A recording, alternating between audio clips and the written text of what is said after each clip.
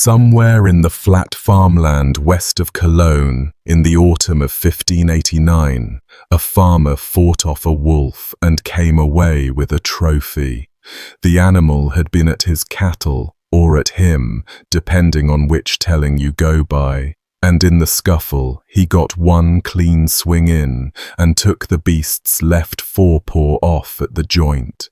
The wolf bolted into the hedgerows on 3 legs, trailing blood through the stubble. The man picked the paw up out of the mud, wrapped it in cloth, and carried it back to the village to show his neighbours what he'd done. Proof, finally, that the thing killing children around Bedburg could bleed like anything else. He unwrapped the bundle in front of them, and according to the broadsheet printed in Nuremberg a few months later, the paw was gone. Lying in the cloth was a human hand. Everyone in the parish knew exactly one man missing a hand.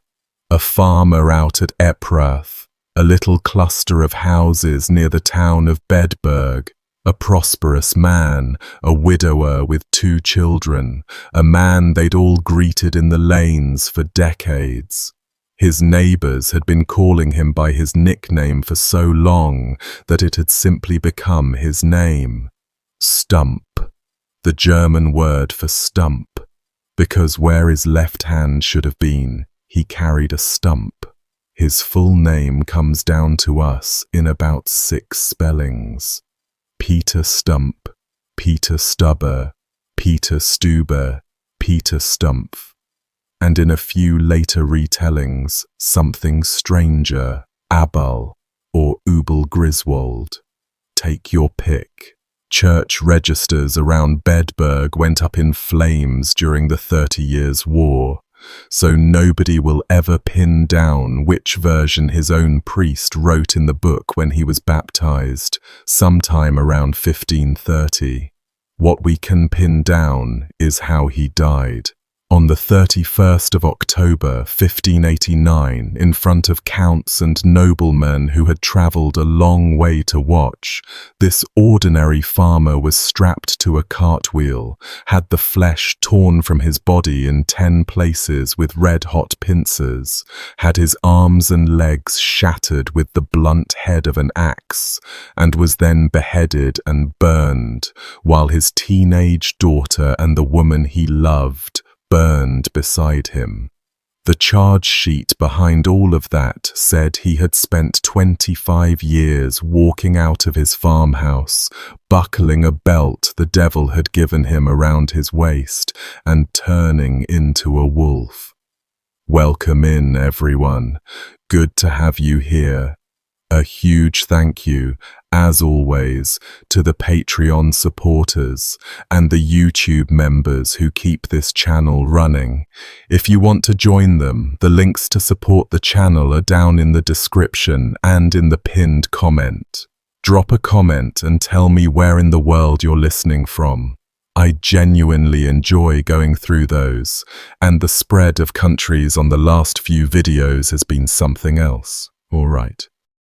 Bedburg sits on the River Erft in what was then the electorate of Cologne, one of those odd little states inside the Holy Roman Empire where the ruling prince was also an archbishop.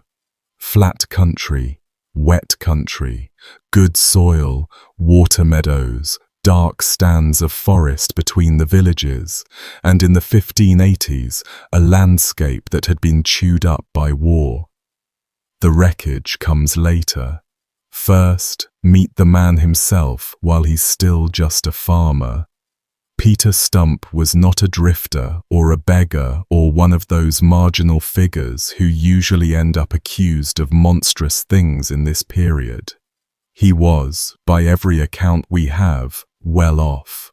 The German historian who has worked closest on this case, Peter Kremer, figures he belonged to the class of tenant farmers known in the Rhineland as Halfen, men who leased substantial farms from a landlord and originally paid half the harvest as rent. Half men, literally, but half of a big pie. A half ran a serious operation. Hired hands, plough teams, cattle, a proper farmhouse. In a village like Eprath, a man like that was somebody. The pamphlet that made him famous calls him an ancient dweller in the town, well known to all the inhabitants thereabout, a man people saluted in the street.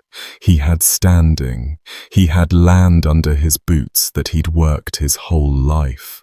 His wife was dead by the 1580s, and how she died nobody recorded, which in that century could mean almost anything. Childbirth, fever, plague, an ordinary winter. He was left with 2 children, a daughter named Beale, sometimes written as Sybil, who by the end of the story is described as older than 15, and a son whose name nobody bothered to write down anywhere, and given what the confession says happened to that boy, the missing name is one of the sadder gaps in the whole record. A child who exists in history only as a victim. Then the mistress.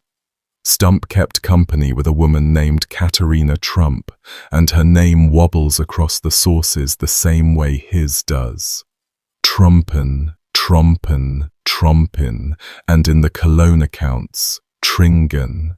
She was a relative of some kind, a kinswoman, described in one German source as his Gewatterin, his co-godparent, meaning they had stood at a font together over some child's baptism, and in the 16th century a godparent bond counted as spiritual kinship. Sleeping with your Gewatterin was, in the eyes of the church, a form of incest all by itself. Before anyone said a word about wolves, a widowed farmer keeping a kinswoman as his companion. In quieter times, that's a village scandal at worst, the sort of thing the priest grumbles about and everyone else shrugs at. These were not quieter times. His whole identity hung off the missing hand, and nobody ever wrote down how Peter Stumpp lost it. A farm accident is the boring, plausible guess. Scythes, plough blades, threshing gear, a startled horse. 16th century agriculture offered a dozen ways to lose a limb before breakfast. What we know is that the loss happened long enough before 1589 that Stumpp had fully replaced whatever his family name had been, and that when the hunt for the Bedburg wolf finally closed in, the missing hand stopped being a farmer's old injury and became evidence. The wolf lost its left paw. The man had no left hand. In the logic of that autumn, the sum did itself. Now the war, the one I set aside earlier, and it ran straight across this man's fields, his parish and the castle he could see from his own lanes. In December of 1582, the Archbishop of Cologne, a man named Gebhard Truchsess von Waldburg, did something that detonated the entire region. He converted to Protestantism, and rather than resign his office, as the rules of the empire required a converting bishop to do, he decided to keep the whole electorate for himself, turn it into a hereditary Protestant state, and marry the woman he'd fallen for, a canoness named Agnes von Mansfeld. The cathedral chapter refused to accept any of it, elected a rival archbishop from the Bavarian ducal family, Ernst of Bavaria, and the two sides went to war over the very ground Peter Stumpp farmed. The Cologne War, they call it, 1583 to 1588. Spanish troops came in on the Catholic side. Dutch fighters drifted across the border. Mercenaries who hadn't been paid in months foraged, meaning they stole, meaning they burned, across the Erft Valley. Bedburg sat in the very teeth of it. The local lord, Count Adolf of Neuenahr, had thrown in with Gebhard and the Protestants, and he brought reformed preaching into the district, and the pamphlet record suggests the prosperous farmers of the area, men exactly like Stumpp, went along with it. Most modern accounts describe Stumpp himself as a convert to the new faith. Then the Catholic side won the local fight. Troops under Count Werner of Salm-Reifferscheid besieged Bedburg and took it around 1584–1585, and after the Protestant cause collapsed for good in 1587, Werner set himself up in Bedburg Castle with a garrison of Catholic mercenaries and a mandate to bring the district back to Rome. So by the last years of the 1580s, Peter Stumpp was a Protestant convert farming in the shadow of a fortress full of armed men whose job description included undoing everything he had converted to. Layer the rest on top. Armies moving through farmland behave like weather made of men. Crops trampled or requisitioned. Barns stripped. Villages burned when they resisted, and sometimes when they didn't. Plague followed the soldiers the way it always did, and famine followed the plague. And out past the last fences, wolves, real ones. The winters of the 1570s and 80s were brutal, some of the coldest of the Little Ice Age, and hard winters pushed wolf packs out of the deep forest toward the villages, toward livestock, toward whatever they could reach. Battlefields and plague pits gave them something else. Contemporaries all over Europe complained that war zones taught wolves to eat human flesh, because unburied dead lay in the open, and a scavenger doesn't distinguish between a corpse and a slow child.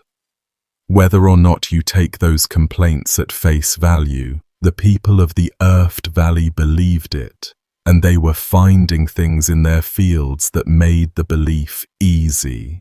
Arms, legs, scattered up and down the countryside, the pamphlet says. The inhabitants found the arms and legs of dead men, women and children, torn loose and left where the crows could get at them, farmers walking out to their own ground in the morning and coming across a child's limb in the grass. Word went around that hardly anyone dared travel between the villages without weapons, without company, without what the pamphlet calls good provision of defense. Children stopped coming home. A milkmaid would go out to the herd and simply not return, and searchers would find the cows bellowing and blood in the trampled grass and pieces of her at the tree line. Livestock died too, lambs and kids and cattle opened up and half-eaten, but nobody was crying over sheep by then. This went on, according to the account, for years. Not one bad season, years of it, until the district lived in a low-grade permanent dread, and the name they gave the cause of it was simply the wolf. Something about the shape of rural work in that century explains why the victims were who they were. Modern listeners sometimes wonder why anyone kept sending children out into a countryside like that. The answer is that nobody had a choice. A 16th century farm ran on the labor of everyone in it, and the jobs assigned to children and women were precisely the jobs performed alone, at the edges, at dawn and dusk. Children of 6 and 7 herded geese and watched cattle in the outfield pastures, hours at a stretch, far from any adult. Girls carried food out to the harvest crews and water back from the springs. Women did the milking where the cows stood at the field margin in half-light, morning and evening, the exact hours a predator moving out of cover favors. Gathering wood, gleaning after harvest, watching sheep on the fallow. Every one of those tasks put a small or a lone body at the boundary between the village and whatever lived past it, on a schedule anyone could learn. A community can pull its children in for a week, a season even. It cannot pull them in for 25 years because the farms fail, and the farms failing kills more children than any wolf. So the district adapted the way frightened places always adapt, sending children out in pairs where it could spare them, arming the men who walked between villages, breeding those mastiffs, and absorbing the losses year over year as a tax the landscape charged. The confession, whoever authored its details, understood all of this perfectly, because its author, whether that was Stumpp or his interrogators, lived inside the same rhythms. The attacks it describes happen at the milking, at the herding, on the road between towns, at exactly the seams in the workday where the district was always going to bleed. Every one of those searchers, every parent standing over a piece of their own child, wanted a shape to hate, and for a long time the shape stayed out in the dark past the firelight. The town kept great mastiffs, the pamphlet says, dogs of much strength, raised and fed for one purpose. Men went out with them again and again through the 80s, and again came back with nothing, and the limbs kept turning up. While all of that terror was gathering out in the fields, Peter Stumpp went on living his ordinary, visible life, and out of everything in the pamphlet, the ordinariness is the detail that stays with people. He walked the streets of Cologne, Bedburg, and Eprath in comely habit, the account says, meaning well-dressed, respectable, a solid citizen going about his business, and he was greeted, saluted, by the very people whose friends and children had been slaughtered. He stopped and passed the time of day with grieving mothers. He shook hands, or offered the one hand he had, to fathers who had buried a leg because a leg was all that ever came home. Nobody suspected him of anything. Why would they? He was one of them. He'd been one of them for 50 years, and the thing doing this was an animal. Everything I'm about to tell you next comes out of his confession, and I'll be straight with you about what that confession was. It was given in the town of Bedburg, with the rack standing in the room. The pamphlet itself doesn't hide this.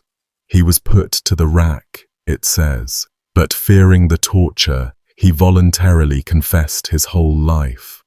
Voluntarily is doing heroic work in that sentence.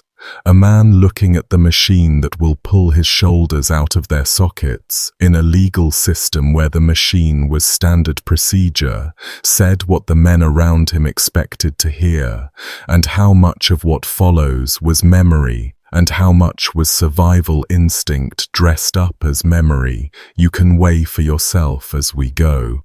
What follows is what he said, or what the record says he said. And either way, it's what the whole region came to believe about the man they'd been greeting in the lanes.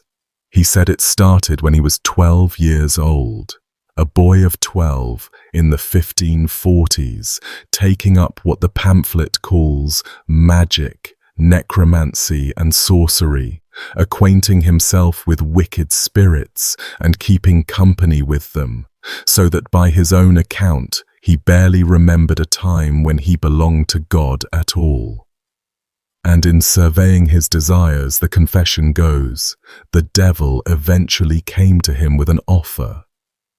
The interesting part, the part the pamphlet writer clearly found chilling, is what Stumpp asked for.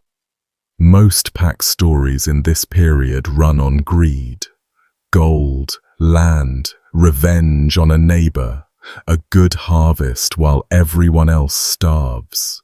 Stumpp the confession says, asked for none of it. He wanted the ability to hurt people and get away with it, nothing more. That at his pleasure he might work his malice on men, women, and children in the shape of some beast, whereby he might live without dread or danger of life and without suspicion of any. Anonymous cruelty. That was the whole wish. The devil, per the confession, handed him a belt, a girdle, and the pamphlet's description of what happened when he buckled it on is one of the great passages of early horror writing, so I'll give it to you close to the original. The moment the belt went around his waist, he was transformed into the likeness of a greedy, devouring wolf, strong and mighty, with eyes great and large, which in the night sparkled like brands of fire. A mouth great and wide, with most sharp and cruel teeth. A huge body and mighty paws, and no sooner should he put off the same girdle, but presently he should appear in his former shape, according to the proportion of a man, as if he had never been changed. A wearable damnation. Belt on, monster. Belt off, neighbor. The German broadsheet out of Nuremberg adds a detail the London text doesn't have, that the transformation held for 7 hours a day, as if even devilry ran on a schedule. The devil threw in a companion as well.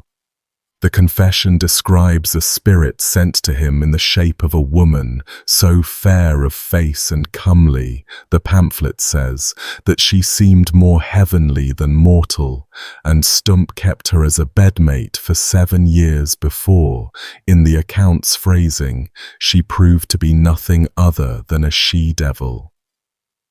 Weinsberg's version, and we'll get to who Weinsberg was, stretches that companionship to 25 years, the full span of the crimes. A succubus as a common-law wife, sharing the farmhouse at Eprath, invisible to the neighbours, while the real women in his life, his daughter and Katerina, went about the daily work. Now the crimes themselves, and here I'll give you fair warning that the record does not flinch, and you asked for the record, so neither will I. 25 years. That's the span the sources agree on, which puts the start of the killing somewhere around 1564, when Stumpp would have been in his early 30s and the district was still at peace. Over those years, the confession runs, he destroyed and spoiled an unknown number of men, women and children, plus sheep, lambs, goats and other cattle. The specific human count he confessed to was 13 or 14 young children and at least 2 grown women, along with 2 or 3 men depending on the source, and the 2 women were pregnant. The pamphlet does not let that detail stay abstract. His method, as the confession describes it, was patience. In wolf form, he would wait outside the town for people whose faces he knew. Maids, wives, children heading out to the fields or the herds. If he liked one of the women, the account says, and could catch her alone outside the walls, he would ravish her in the fields and then, in his wolvish likeness, cruelly murder her. Rape followed by slaughter, and the pamphlet states it that, flatly. If he came upon a group, a company of maidens playing together, or milking their cows, he would rush in among them while the rest scattered screaming, seize one, and carry the day's kill into the trees. His speed, the confession claimed, was beyond anything natural, such swiftness on the ground that he would outrun the swiftest greyhound in that country. Nobody escaped by running. The ones who lived, lived by accident. Alongside the hunger, the confession describes spite, and the spite might be the most human thing in the whole document. The account says that whenever anyone in the district crossed him, angered him, did him some slight or injury in the ordinary friction of village life, Stumpp would not rest until he had revenge, and revenge for a man with the belt meant blood. A quarrel over a fence line, a hard word at market, a debt disputed, and some weeks later the offending party, or the offending party's wife, or the offending party's child, would fail to come home, and nobody would ever connect the loss to the pleasant one-handed farmer who had smiled through the original argument. The pamphlet also spends real ink on his appetites more generally, painting a man given over to lust from his youth, desiring the wives and daughters of his neighbours, watching women in the streets of the towns he walked so civilly, and marking which ones went out to the fields alone. Whatever else the confession is, this stretch of it describes something recognizable, a predator's ledger, grudges and wants noted and settled in secret, and it means every death in the district could be re-explained after the fact. Every drowned quarrel, every old insult, every man who remembered arguing with Stumpp years before and losing someone after, all of it snapped into place once the confession was published, and neighbours up and down the Erft spent that winter recounting their own near misses. He looked at my wife once, at the well. He and my father fell out over a horse. That retrospective terror, everyone privately auditing years of small moments against a monster, is a documented feature of how these cases landed on communities, and around Bedburg it must have run through every household within a day's walk of Eprath. 2 of those accidents made it into print, and they're the closest thing this story has to mercy, so take them while you can. The first involves a group of small children playing in a meadow where cattle were grazing with their young calves. The wolf came out of nowhere, ran through the middle of the children, and clamped its jaws on the collar of a little girl, a pretty fine girl, the pamphlet calls her, meaning to tear her throat out through the fabric. And the fabric held. Her coat had a high collar, stiffened and clasped close around her neck in the fashion of the day, and the teeth could not get through it to the artery underneath. While the wolf worried at her collar, the other children were shrieking, and the noise panicked the cattle, and cows with calves at foot do not run from a wolf, they go at it. The herd charged with lowered horns, and the wolf dropped the girl and fled. She lived. The pamphlet, printed the following year, insists she remained living at this day, and even offers a character reference, naming a brewer in London, one Master Tice Artine of Puddle Wharf, as her kinsman, in case any doubting Englishman wanted to go knock on a door and check. A little girl saved by her tailor, and a herd of protective cows. Everyone else in this story should have been so lucky. The second escape isn't really an escape, and it comes, the pamphlet says, from the Dutch copy, the German original text the translator was working from. One day the wolf that was Stumpp spotted 2 men and a woman walking together outside Bedburg, and he wanted all 3. But 3 adults together could fight, so he worked it as an ambush. He hid himself ahead of them along the road, and when they drew close, he called out, in a human voice, the name of one of the men. The man, hearing a neighbor call, stepped off the road into the trees to see who wanted him. They heard nothing. After a while, the second man went in after his friend. Silence again. The woman ran, and she did not get far. The two men were found in the woods, murdered, torn. The woman was never found at all, and the pamphlet gives the reason in one of the coldest sentences in the whole document. Her body he had, in the account's wording, first defiled and then most ravenously devoured. Nothing left to bury. 2 funerals and an empty grave. The pregnant women are worse, and I told you I wouldn't flinch. The confession states that having murdered the 2 women great with child, he tore the children out of their wombs in most bloody and savage sort, and afterward ate their hearts, panting hot and raw, which he accounted dainty morsels and best agreeing to his appetite. Panting hot and raw. The pamphlet writer chose those words in 1590, and they have lost none of their horror in 400 years. Unborn children pulled from their dying mothers in a field somewhere along the earth, and the confession frames it as a delicacy. Whatever you end up believing about Peter Stumpp by the end of this video, somebody around Bedburg was finding those women or not finding them and living with it. The livestock detail is almost a relief by comparison, and the confession treats it as filler behavior, the thing he did on slow days.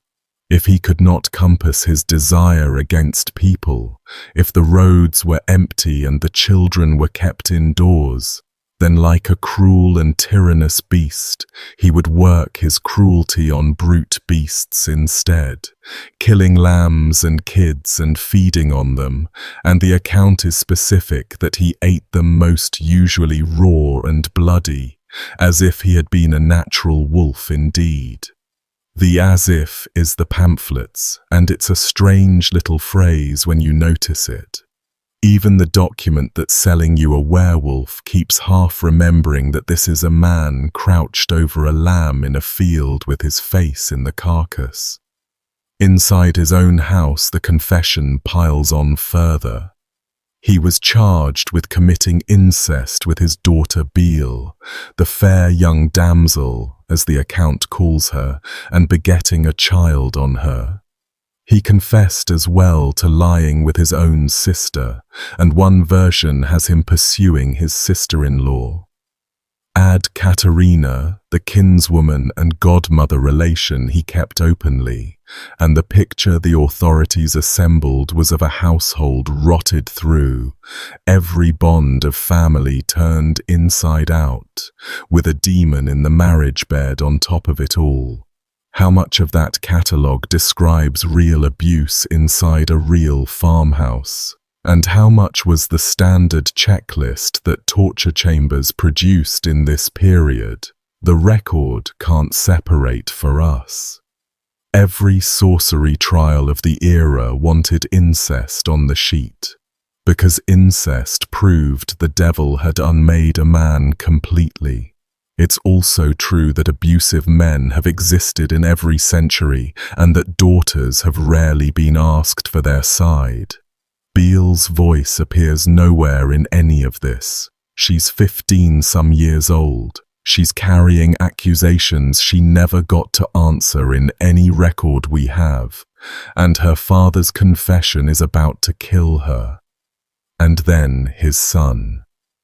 The confession saves its worst for the boy with no name. Stumpp, the account says, loved this child dearly. The pamphlet's phrase is that the boy was his heart's ease, the comfort of his life, the first fruits of his body, his heir. And the confession states that on a day like any other, the father took his son out of town and into a forest nearby, the two of them walking together, a man and his boy going into the trees. And in that forest, in the shape and likeness of a wolf, he encountered his own son, and there most cruelly slew him. Which done, the account continues, he presently ate the brains out of the boy's head, as a most savoury and dainty delicious mean to staunch his greedy appetite, the most monstrous act, the pamphlet calls it, that ever man heard of. Even the hostile sources, even the documents written to justify what was about to be done to this man, pause over that one, a father cracking open his own child's skull in the leaf litter. The German accounts repeat it almost word for word, 13 little children, his own small son among them, and the brains eaten. Of all the details a torture chamber might have invented, and of all the details a guilty man might have carried, this is the one the whole region chose to remember. And the wooden monument they would build over his corpse was designed so nobody could forget it. How they finally caught him depends on which document you trust, and the two main versions are different enough that I'll give you both and let you weigh the gap between them. The London pamphlet tells it as a hunt. By the last year, the terror around Bedburg had hardened into routine. The townsfolk had been keeping those great mastiffs for exactly this day, and parties of men went out with them constantly, so continually, the account says, that the wolf could hardly get free of them. On the day in question, the dogs finally got the scent right and stayed on it. The hunters chased the wolf across the open country, closing, and the moment they had it in view with no cover left, something happened that none of them ever managed to describe the same way twice, because what the pamphlet claims they saw was the wolf slip its girdle. One moment a beast running ahead of the hounds, the next a man standing in the field with a walking staff in his hand, strolling toward the city like a fellow out for the evening air. And the hunters came up on him, and they knew him, an ancient dweller in the town, a neighbour.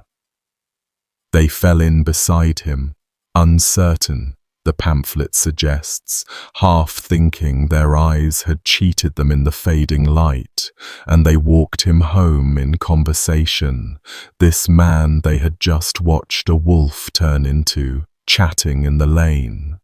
Only after they had him among houses and other men did they bring him before the magistrates, and only under questioning did the whole thing tear open. The Nuremberg broadsheet tells it through the paw, the version I opened with. A farmer fights the wolf, severs the left forepaw, carries it home, unwraps a human hand. Suspicion goes straight to the one-handed farmer at Eprath. And in that telling, the men come for Stumpp in his own bed, where they find him missing exactly what the wolf lost. Fresh wound or old Stumpp, the broadsheet doesn't trouble itself to say, and that vagueness has bothered people for 4 centuries, because of course his hand had been gone for years, the whole village had watched him live one-handed for decades. But panic doesn't do timelines. A crowd that has been finding pieces of its children in the grass for 25 years and is finally handed a human hand in a cloth is not going to sit down and work out when the injury occurred. The hand matched the paw. The man matched the wolf. Done. Notice, by the way, that the 2 capture stories can't both be right, and that only the Nuremberg and Augsburg sheets carry the paw, while the Cologne accounts, printed closest to the events, skip it entirely. The story was mutating as it traveled, growing new limbs even as it moved from one print shop to the next, and it hadn't even reached the trial yet. One loose end from the arrest, and it has never been tied. The girdle. If a magical belt was the engine of 25 years of murder, the belt was evidence, and the authorities knew it. Stumpp told them, under examination, where it was. He said that in the moment of his capture, he had cast it away in a certain valley, and he named the place, and the magistrates sent men out to that valley to search. They found nothing at all. No belt in the grass, nothing snagged in the hedges, no scrap of leather anywhere in the place the condemned man pointed to. And here the pamphlet performs one of the most efficient moves in the entire history of impossible evidence. It may be supposed, the writer offers, that the belt was gone to the devil from whence it came, so that it was not to be found.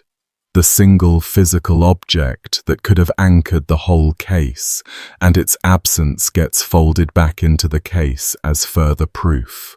Nothing was found, therefore the devil took it, therefore everything else is true. The men searching that valley presumably went home, hung up their coats, and told their wives they'd spent the day looking for Satan's belt, and I'd give a lot for a transcript of those dinner conversations. The examination itself happened at Bedburg, and this is where the legal machinery of the empire comes into the story.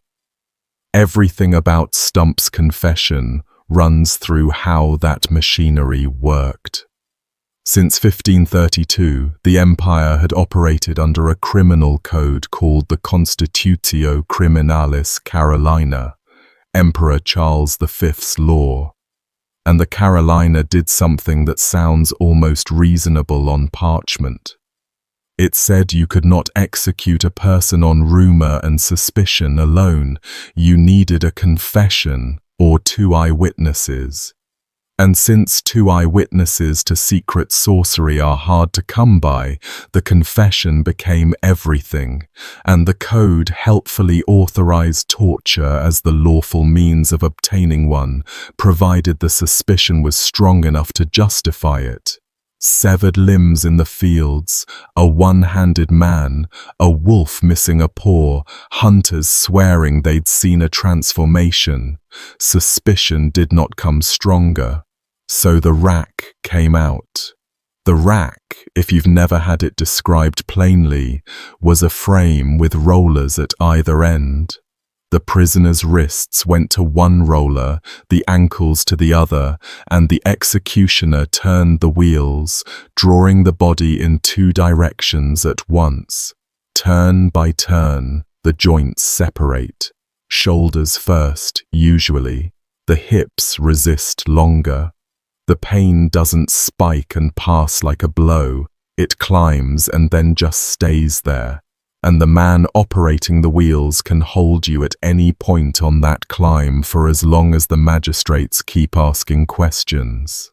Every legal system that used it knew perfectly well that people on the rack say whatever ends the session, and the jurists of the period wrote earnest treatises about how to tell true confessions from tortured inventions, and then went on turning the wheels. The law even had a name for the exact stage at which Peter Stumpp broke.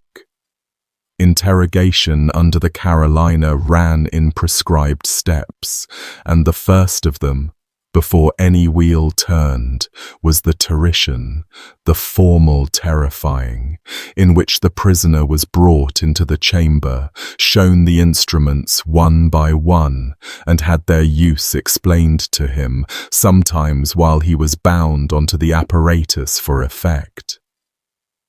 Jurists counted the terition as an opening grade of torture in its own right, and they counted it that way for an honest reason. It worked.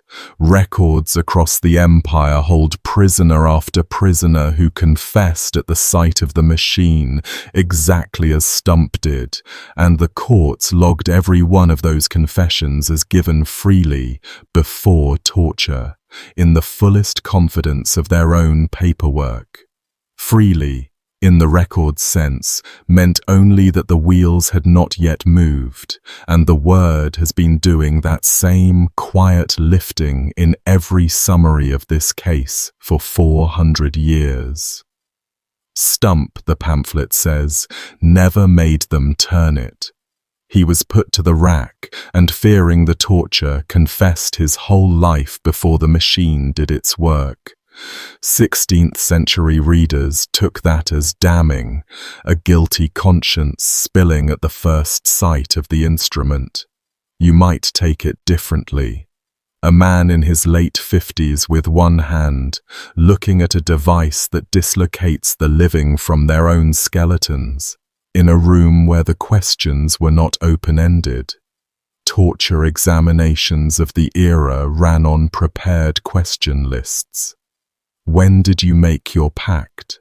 What form did the devil take? What did he give you? Who were your accomplices? The interrogators knew the shape of the story before the prisoner said a word, and the prisoner's job, whether he understood it that way or not, was to fill in the blanks fast enough to keep his shoulders in their sockets. Everything I told you in the last stretch, the pact at 12, the belt, the she-devil, the hearts of the unborn, the brains of his son, came out of that room, in that posture, under that threat. It's also true that some of it, the count of victims, the specific attacks, mapped onto real bodies and real missing people that the district had been mourning for years. Both of those facts sit in the record side by side, and neither one dissolves the other, and I'm going to leave them sitting there. What haunts historians about this case, and I mean professionally haunts them, is the document we don't have. A criminal proceeding under the Carolina-generated paper by design.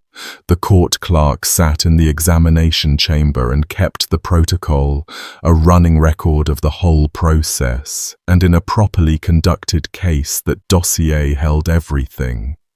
The initial denunciations and who made them, the list of prepared questions written out in advance, the prisoner's answers, session by session, with notations about when torture was threatened, when it was applied, and for how long.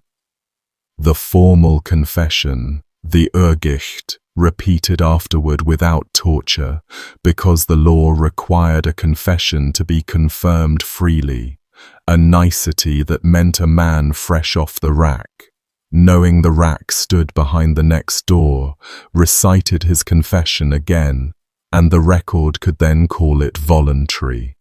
Names of the examiners, costs, dates.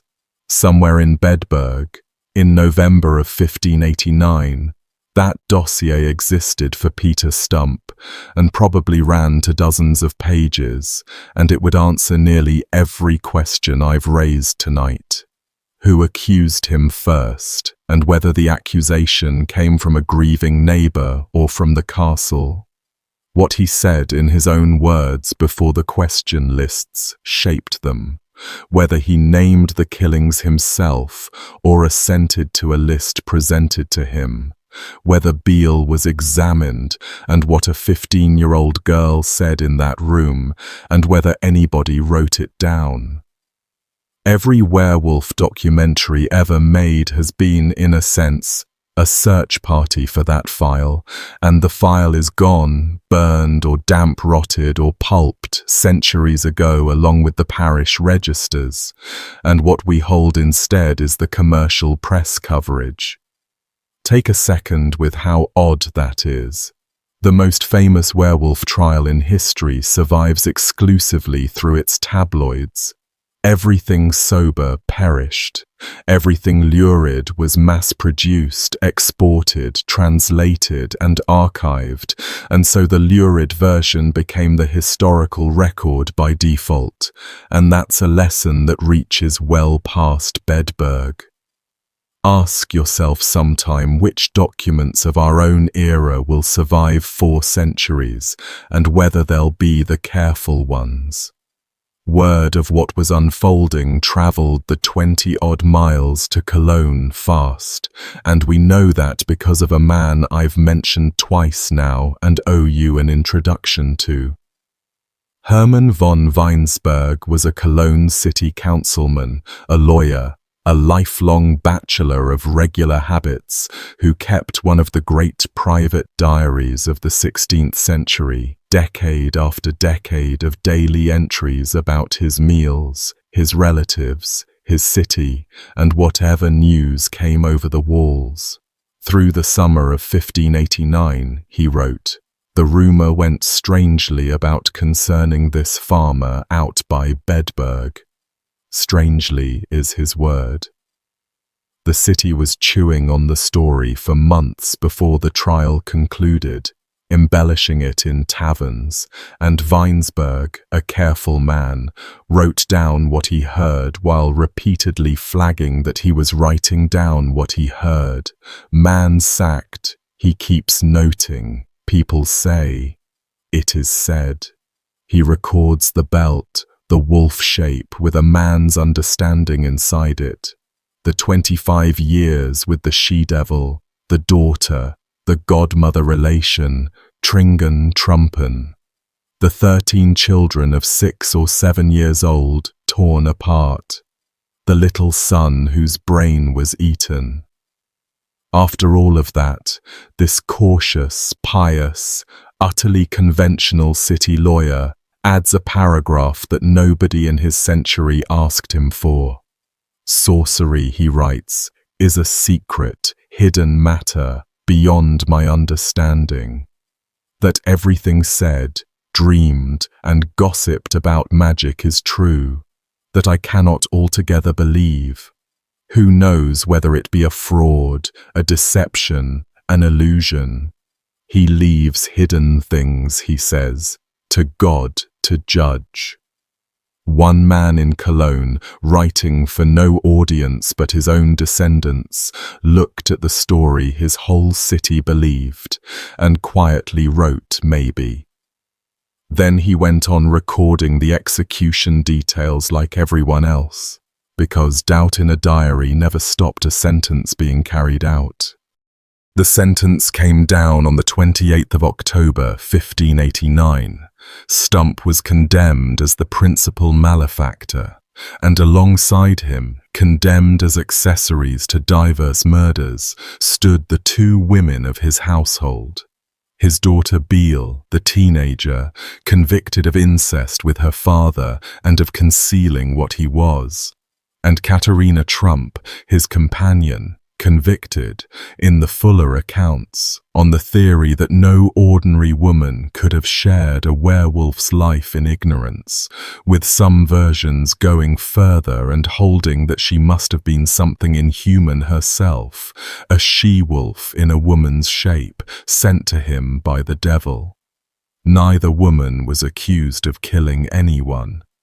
Beale's crime was being her father's victim in a century that could not tell victims from accomplices. Katharina's crime was loving, or at least living with, the wrong man. 3 days separated the sentence from the scaffold, and I doubt any of the 3 of them slept much through them, because everyone in the electorate of Cologne knew what a sentence like this one meant, and the sentence itself had spelled it out clause by clause like a recipe. The 31st of October, 1589, fell on a Tuesday. Executions in the empire were public by design and publicized in advance, and this one drew a crowd unlike anything a country town like Bedburg had ever hosted.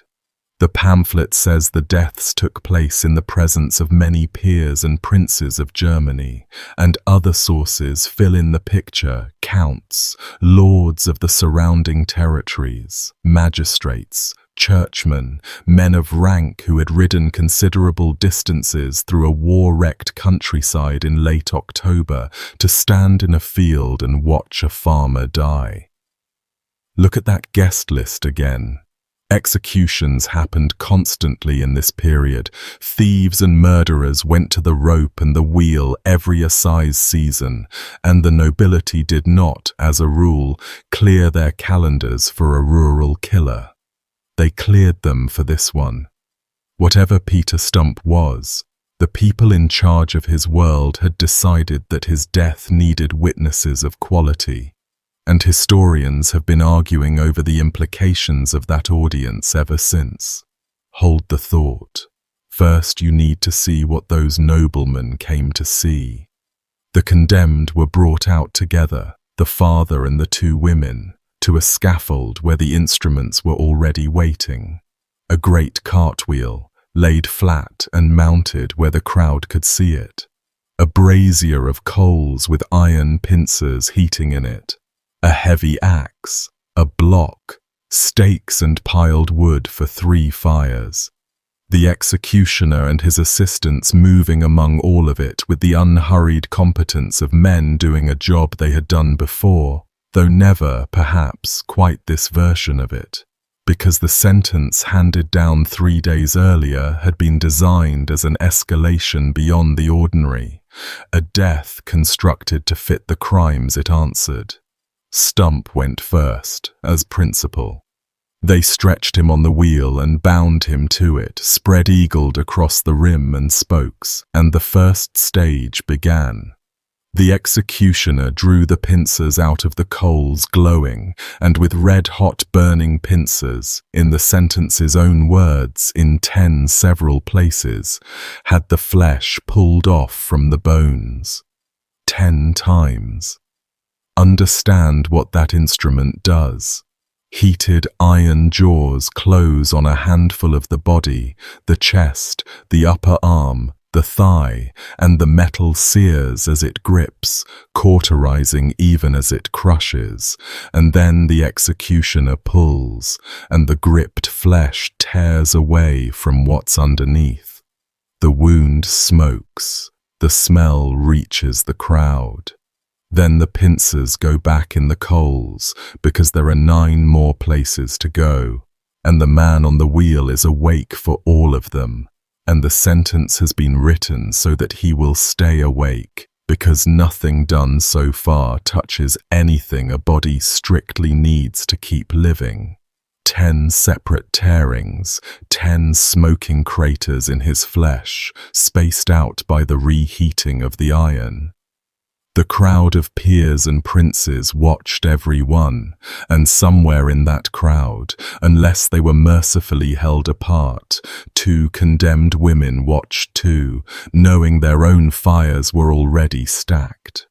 Then the axe, and here the sentence gets specific in a way that opens a window straight into the mind of 1589. His legs and arms were to be broken with a wooden axe or hatchet, the pamphlet says, and other accounts clarify the method, the blunt side of the axe head, brought down on the limbs as they lay stretched along the spokes of the wheel. Forearms, upper arms, shins, thighs. The bones don't cut, they shatter inside the living limb, and the limb afterward has no structure left in it at all. And this was not improvisation. This was the classical procedure of breaking with the wheel that German executioners had refined over centuries. But with Stumpp, the breaking carried a second meaning on top of the agony, and the sources say so plainly. The limbs were shattered to prevent him from coming back.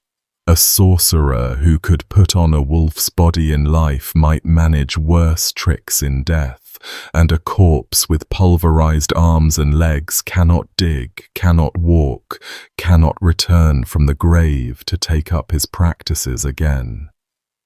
The men who wrote that sentence believed, or at least officially maintained, that they were not just killing a man, but decommissioning a monster, and they did it with the blunt end of an axe, blow after blow, on a man already flayed in 10 places, and the record does not tell us at what point in the sequence he stopped screaming, or whether he ever did. Only after all of that came the mercy, if you can stand to call it that. His head was struck from his body. One clean stroke, the professional pride of every German headsman, and Peter Stumpp, farmer of Eprath, 58 or 59 years old, was dead.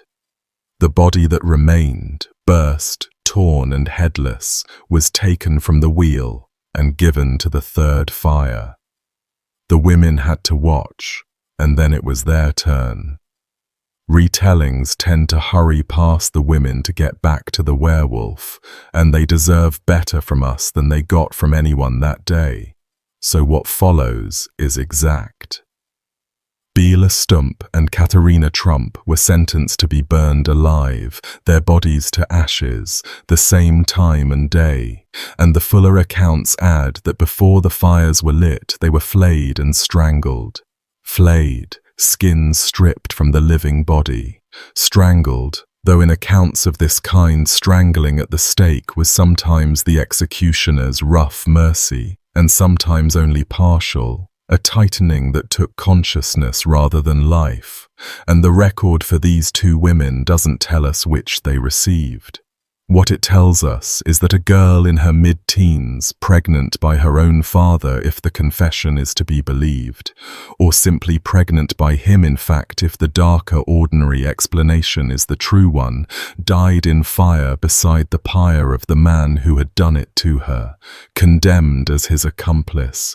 Her name survives in one diary and a handful of broadsheets, Stupe Baeln, and nothing else about her survives at all. Katharina burned with her.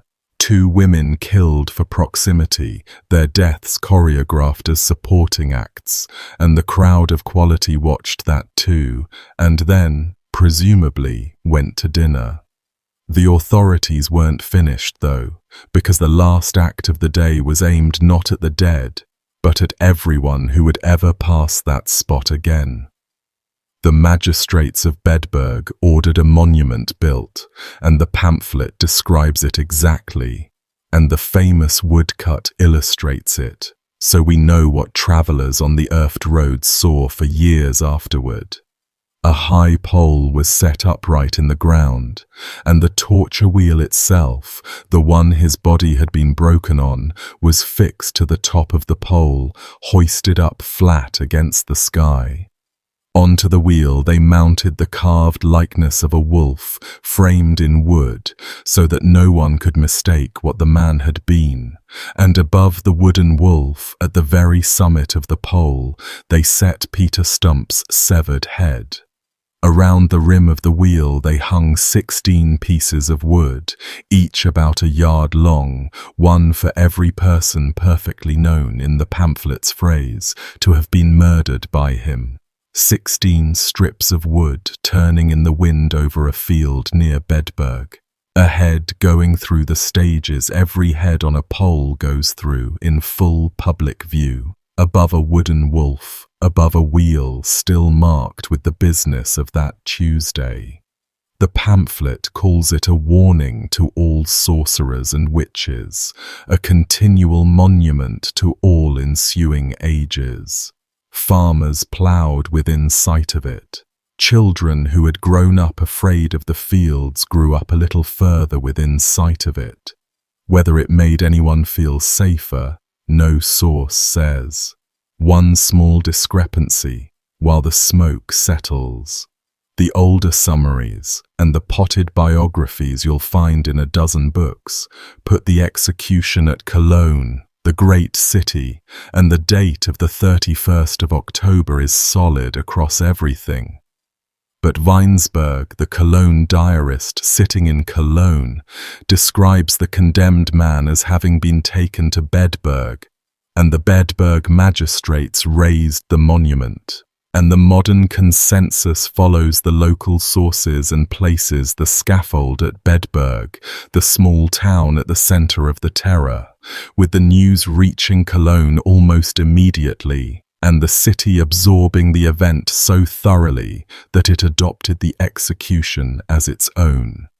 For our purposes, a field in the Erft country, in sight of the castle full of Catholic mercenaries, 3 fires burning down to coals as the light went in the afternoon of the last day of October.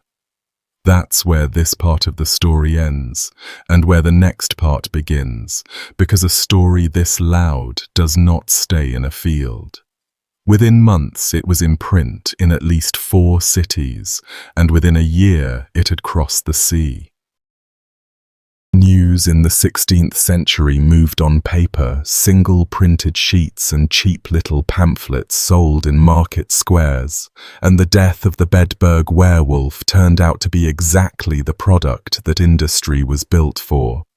Printers in at least 4 cities put out versions within months, and each version tweaked the story to taste. And following those tweaks from city to city is as near as we ever get to watching a legend get born in real time. Closest to home, Cologne. A printer there named Nicholas Schreiber put out a pamphlet covering the werewolf among a batch of other executions from that grim year, because 1589 was a busy season for burnings in the region, and Stumpp shared the news cycle with several convicted witches. Also from Cologne came the most artistically ambitious version, an engraving by Franz Hogenberg, a serious artist, one of the men behind the great city atlases of the age, who produced a broadsheet titled The Execution of Peter Stumpp, though he managed to reverse the name into Stumpp Petter, and printers' errors like that would follow the poor man's name forever after. Hogenberg's sheet shows the whole day in one crowded image: the wheel, the pincers, the axe, the fires, the pole going up, each figure neatly labelled, and underneath it he set the story as a rhyme in the first person, the dead man speaking from the page. Near Bedburg in that same country, the verse runs, "I changed myself into a wolf. I tore up 13 little children, 2 women and a man in addition, and then I also slept with my daughter." A confession turned into a jingle you could recite at market. What's curious about Hogenberg, and this took a modern researcher, Dana Reen, doing careful translation work to notice, is everything his version leaves out. The belt, the she-devil, the 7 hours, the eating of anyone, none of it appears. Sorcery gets a mention, the devil is only implied, and the whole supernatural apparatus is stripped down almost to nothing. The version printed nearest the events by the most reputable hand is also the quietest one. Make of that whatever you like, I only point at it. 200 miles away in Nuremberg, a woodcutter named Lucas Meyer had no such restraint. And thank goodness for the historical record that he didn't, because Meyer's broadsheet is the one that gave the legend most of its furniture. His title alone is a full paragraph, announcing a farmer who through sorcery transformed himself into a wolf for 7 hours a day, and his opening line sets a tone the story has never lost since. 4 miles from Cologne is a well-known village called Bedburg, he begins. A farmer was put to death there who had a satanic nature.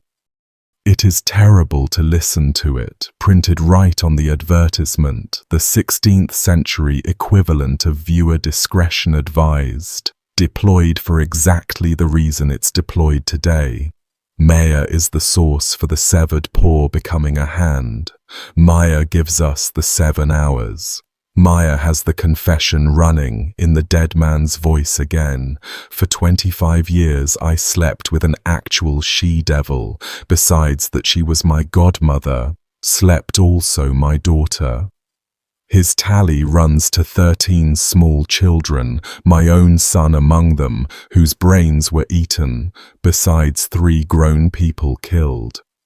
And his verse hammers the moral home in a refrain. Because he lived a wolf's life, he was burned. An example for everyone to avoid such devilry. Down at the bottom, the imprint, printed in Nuremberg by Lucas Meyer, woodcutter, behind St. Catherine's. A man with a shop address cutting the Bedburg horror into pearwood blocks for the Saturday market.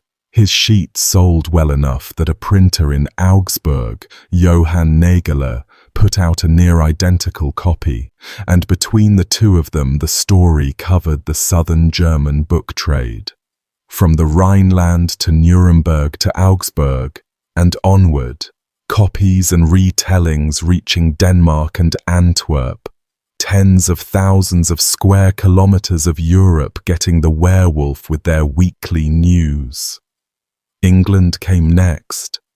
In the spring of 1590, a man named George Borers, described as an ordinary post, a professional courier working the routes between the continent and London, came home carrying a copy of the German account printed in Cologne, and by his own attestation he had been over there and did both see and hear the same.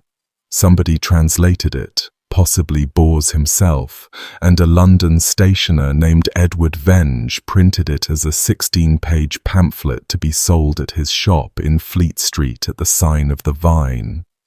The title page is a monument of the genre, and I'm going to give you most of it, because they didn't believe in short titles. A true discourse, declaring the damnable life and death of one Stubber Peter, a most wicked sorcerer, who in the likeness of a wolf committed many murders, continuing this devilish practice 25 years, killing and devouring men, women and children. Truly translated out of the High Dutch, according to the copy printed in Cologne. All of that on the cover, before you'd paid your penny. Inside, everything I've been quoting to you, the pact at 12, the girdle, the sparkling eyes, the hearts panting hot and raw, the sun's brains, the 10 pincers, the pole. The English text even closes with a witness list, names offered as guarantors of the whole account. Thijs Artijn, the Puddle Wharf brewer with the miracle niece, William Brewer, Adolf State, George Bors himself, with divers others that have seen the same. And right at the front, before any of the horror, the translator plants a defensive little plea that tells you he knew exactly how this was going to sound. Take heed, he essentially begs the London public, that the strangeness of this and the cruelties committed do not induce you to dismiss it by the term of a lie or false report.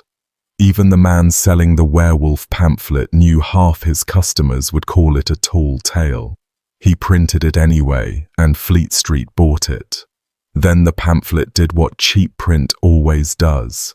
It got used up, passed around, worn out, thrown out, pasted into bindings, lost. Out of however many hundreds of copies Venge ran off, exactly 2 survive on this earth. One sits in the British Library in London. The other sits across town at Lambeth Palace Library, the archive of the Archbishops of Canterbury, and there's a joke in there somewhere about the werewolf of Bedburg spending eternity in an archbishop's house, given how his troubles started with an archbishop, but I'll leave you to assemble it yourselves. For 3 centuries, the text was effectively forgotten, a ghost in 2 catalogues, until the 1920s, when it was dug back up by one of the strangest figures in 20th century letters, Montague Summers, a self-styled reverend who wore clerical dress of his own devising, wrote scholarly histories of witchcraft and vampires, and, unlike nearly every academic who touched these subjects, appears to have sincerely believed in all of it. Summers reprinted the pamphlet complete, woodcut and all, in his 1933 book on werewolves, and every documentary, every podcast, every video like this one traces back through his pages to those two surviving copies. The most famous werewolf case in history hangs by a thread 2 pamphlets wide. The woodcut itself gets a minute now, and odds are you've seen it without knowing what you were looking at. It's a wide horizontal image, a composite that tells the whole story in one strip, comic panel style, centuries before anyone coined the term. On the left, the wolf attacks, a child in its jaws. Then the hunt, men and dogs closing in. Then a man being taken. From there, the scaffold sequence unfolds, drawn with a bookkeeper's attention to procedure. Stumpp bound to the wheel, the executioner at work with the pincers. The limbs under the axe, the beheading, the women at their stakes with the flames drawn as neat licking tongues. And at the far right, the finished monument, pole, wheel, wooden wolf, head, the whole day compressed into one object. Whoever cut that block, and it's usually credited to Mayer's workshop, understood something about horror that filmmakers rediscovered 400 years later, that the sequence is the terror, that showing every stage in order does something to the viewer that a single gory image never manages. People in 1590 pinned that sheet to tavern walls. Children who couldn't make out a single letter of the text underneath could follow the whole story left to right, and did, and presumably had the same nightmares about it that I'd have had. So that's the paper trail: 4 cities, 2 survivors, 1 obsessive reverend. And I've been dropping hints the whole way through that these accounts disagree with each other, so here they are, laid out flat, not to score points against a 400-year-old pamphlet, just so you can see the material the way historians see it, with the seams showing. The body count wobbles. Weinsberg and Meyer both say 13 children plus 3 adults, 16 dead. The London pamphlet says 13 or 14 children, 2 pregnant women, 2 men, and if you count the unborn, the total drifts toward 18. The 16 sticks on the monument suggest the official number. The perfectly known number was 16. The identity of the women shifts: godmother in the German sources, gossip, the Old English word for a godparent relation, and long-time bedmate in the English. Only Nuremberg and Augsburg have the poor. Only they have the 7 hours. Cologne, closest to the scaffold, has neither, and skips the cannibalism entirely. The execution site slides between Bedburg and Cologne, depending on who's writing and how far away they are. His age at death might be nearly 60 or might be closer to 40, because a couple of accounts backdate his birth differently. None of this means nothing happened. A man was absolutely broken on a wheel outside Bedburg on the 31st of October 1589, with 2 women burned beside him. Weinsberg alone settles that, an independent diarist with no pamphlet to sell. What the disagreements tell you is that within months of the fires going cold, nobody could fully agree on the details anymore, and every mile the story travelled from the Erft, it grew. What was Peter Stumpp, actually? 400 years of retelling have produced 4 broad answers, and I'll walk you through each of them the way a historian would, laying out what supports it and what strains it, and then, honestly, you're on your own. The record runs out before certainty does. The first answer takes the confession more or less at face value, minus the belt. Strip away the devil, strip away the transformation, and what remains is a portrait that sits uncomfortably close to a modern criminal profile written 3 centuries early. A middle-aged man of good standing, well-liked, embedded in his community, targeting children and lone women over a span of decades. Sexual violence bound up with the killing. Escalation over time.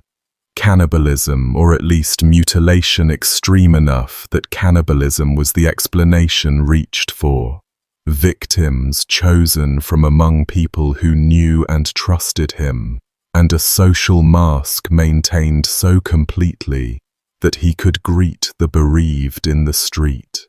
Every element of that has walked into a courtroom since, under names you already know, and none of it requires a single supernatural ingredient.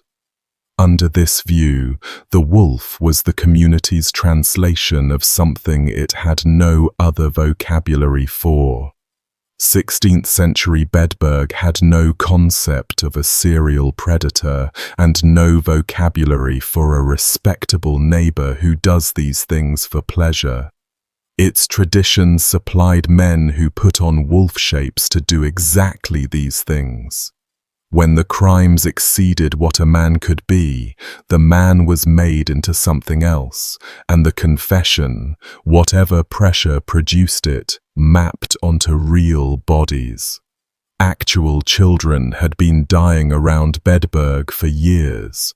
Someone or something was doing it. This view, says the courts of 1589, for all their belts and she-devils, may have caught the right man. The second answer flips the picture entirely and says they caught a convenient man. Look again at the setting. A district shredded by 5 years of religious war, occupied by Catholic mercenaries garrisoned in the castle overlooking the town, in the middle of a forced reconversion campaign, and the accused, by most modern accounts, a prosperous Protestant convert, exactly the sort of locally influential farmer whose faith made him a problem and whose wealth made him a target. 25 years of alleged crimes, conveniently overlapping the very period when soldiers and deserters and bandits were roaming that countryside doing, to be blunt about it, precisely the things on the charge sheet. Killing travelers on lonely roads, raping women in the fields, leaving bodies where wolves could scatter them. A district that had endured all of that needed the horror gathered into a single burnable shape, and the men running the district may have needed the shape to be a Protestant. Then set the audience beside all of that. Peers and princes at a farmer's execution. The German researcher Peter Kremer, who knows this case's home ground better than anyone, wrote a study whose title translates as a plea for a werewolf, arguing along these lines, treating Stumpp as a man destroyed by his moment. The Bedburg tourism material today leans the same way, understandably. Against it, you can set the American historian Brian Levack, one of the foremost scholars of the witch trials, who looked at the case for National Geographic and pushed back, arguing that Stumpp was prosecuted not as a warning to other Protestants, but because he had been accused of being a moral reprobate, whatever his religion. Both positions come from serious people who have spent their lives in these archives. The trial transcript that could referee between them burned or mouldered away centuries ago. The third answer has 4 legs and fur, and it gets less respect than it should. Early modern Europe contained actual man-eating wolves, and the fear of them ran on experience. The climate had turned. From about 1570, the winters ran long and vicious, and starving packs pushed in towards settlements. War seeded the landscape with unburied dead, and contemporaries across Europe swore that wolves which fed on battlefield corpses lost their fear of the living. And when researchers at the Norwegian Institute for Nature Research compiled 4 centuries of documented wolf attacks across Europe, the pattern in the genuine, verified cases was stark. Predatory wolves overwhelmingly took children. Small bodies, low weight, easy to carry off, exactly the victim profile of the Bedburg killings. And among the adult victims, women outnumbered men. Run the pamphlets list past your mind again with that in view. 13 or 14 children. 2 women, livestock constantly, limbs scattered in fields, because a wolf pack dismembers and disperses a body in a way that horrifies searchers and looks, to a frightened eye, like deliberate savagery.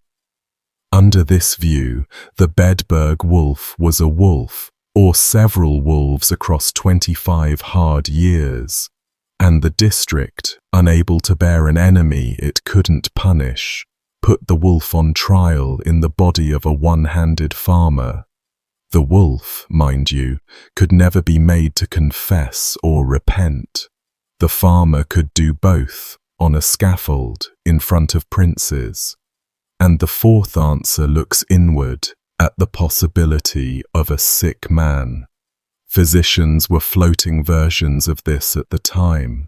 Johann Weyer, a Rhineland doctor writing a generation before Stumpp died, argued in a famous book from 1563 that most confessed witches and werewolves were melancholics, people whose disturbed minds convinced them of impossible crimes, deserving treatment rather than fire, and he was denounced across Europe for saying so. Modern medicine has a name for the specific delusion: clinical lycanthropy. Patients who genuinely believe they are transforming into animals, and it is spectacularly rare. A systematic review published in 2021 found only about 43 cases in the entire medical literature, most tied to schizophrenia or severe psychotic depression.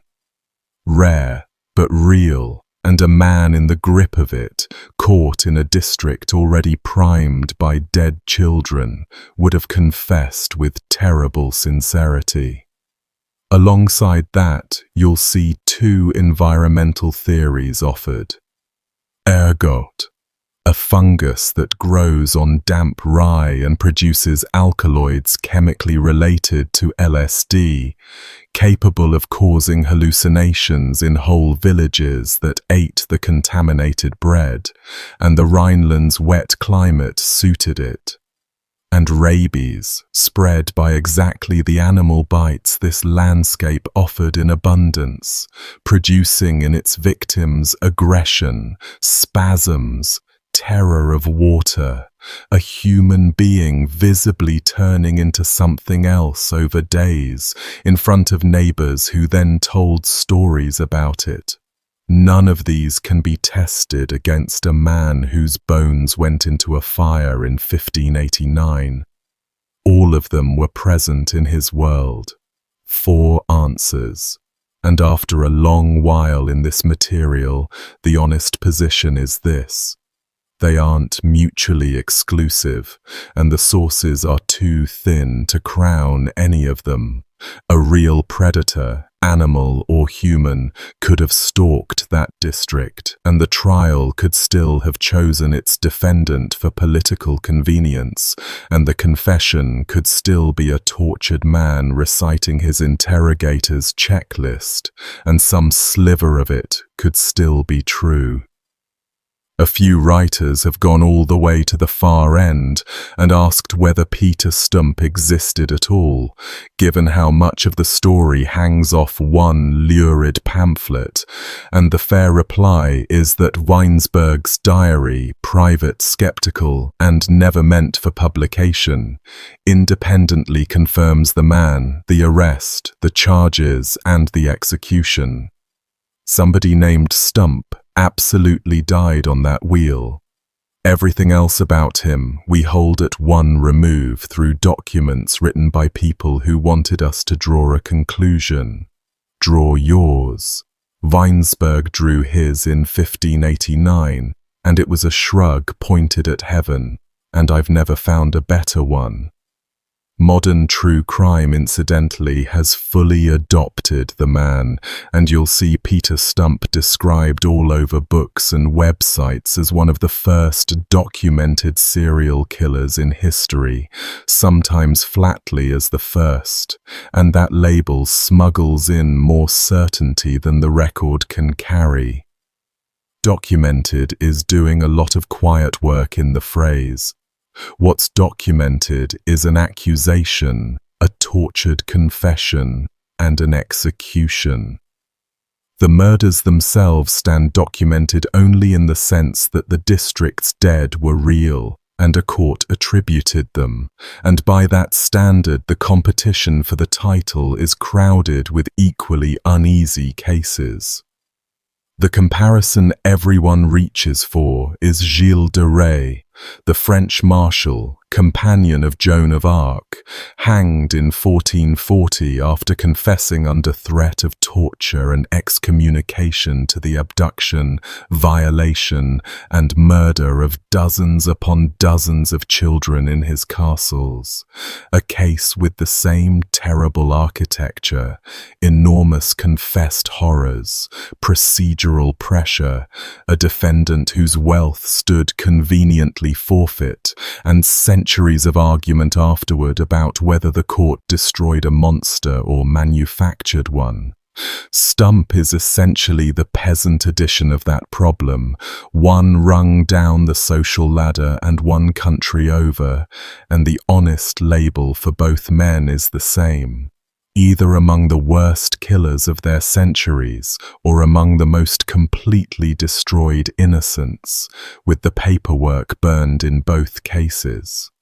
What the true crime framing gets right, though, is the recognition that if the confession substance is true, then the Bedburg case preserves, in 1590s vocabulary, a nearly complete profile of a type of offender that criminology would not formally describe for another 4 centuries, and setting the pamphlet beside a modern case study produces a resemblance that raises the hair on your arms. The trusted community member, the victim selection, the souvenir behaviors, the long span, the mask. Either a 16th century torture chamber accidentally invented the profile of a modern serial predator from scratch, out of folklore and question lists, or it had one strapped to the machine and was describing what it saw. Both possibilities are chilling in entirely different directions, and I've never been able to pick between them at 2 in the morning. And I've had a lot of 2 in the mornings with this case. One small ornament on the story that everyone notices, and nobody at the time intended. He died on the 31st of October, Halloween. The The date carried none of that in 1589. It was simply the eve of All Saints in a Catholic reconversion zone, chosen presumably for reasons of court schedule and calendar convenience, if it was chosen for any reason at all. Nobody standing in that field connected the wheel and the fires to anything we'd recognize as the holiday. But 4 centuries of Anglo-American retellings have leaned on the coincidence with both elbows, and I understand the temptation. The most famous werewolf in history torn apart and burned on the one night of the year the modern world dresses its children as monsters. History occasionally hands the storytellers a gift like that, unearned and perfect, and it has probably done as much to keep his name circulating as the woodcut did. If he'd died on a damp Thursday in February, I suspect you'd be watching a different video tonight.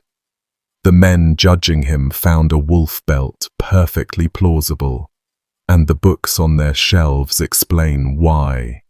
Stumpp's judges were educated men applying the settled scholarship of their day, and the scholarship of their day had been arguing about werewolves for a century, with footnotes.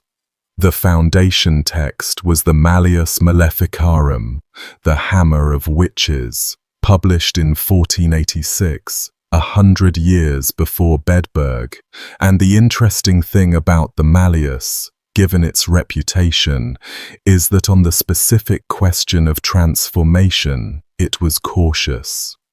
Following Augustine and Aquinas, it held that the devil cannot actually change a man into a wolf, because only God creates and transforms natures. What the devil can do is craft an illusion so total, fogging the senses of the sorcerer and of every witness, that a man believes himself a wolf and is seen as one, while his crimes remain entirely real. Under that doctrine, Stumpp never grew a single hair, and every child still died by his hand, and he burned just the same, because the pact behind the illusion was the crime.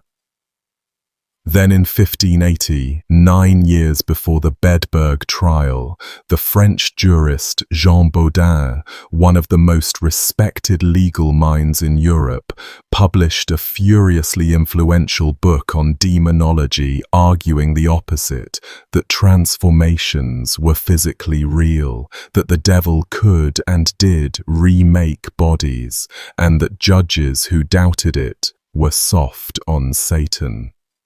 Bodin's book went through edition after edition, and it was fresh, prestigious, and sitting in learned libraries across the empire when the Bedburg magistrates convened.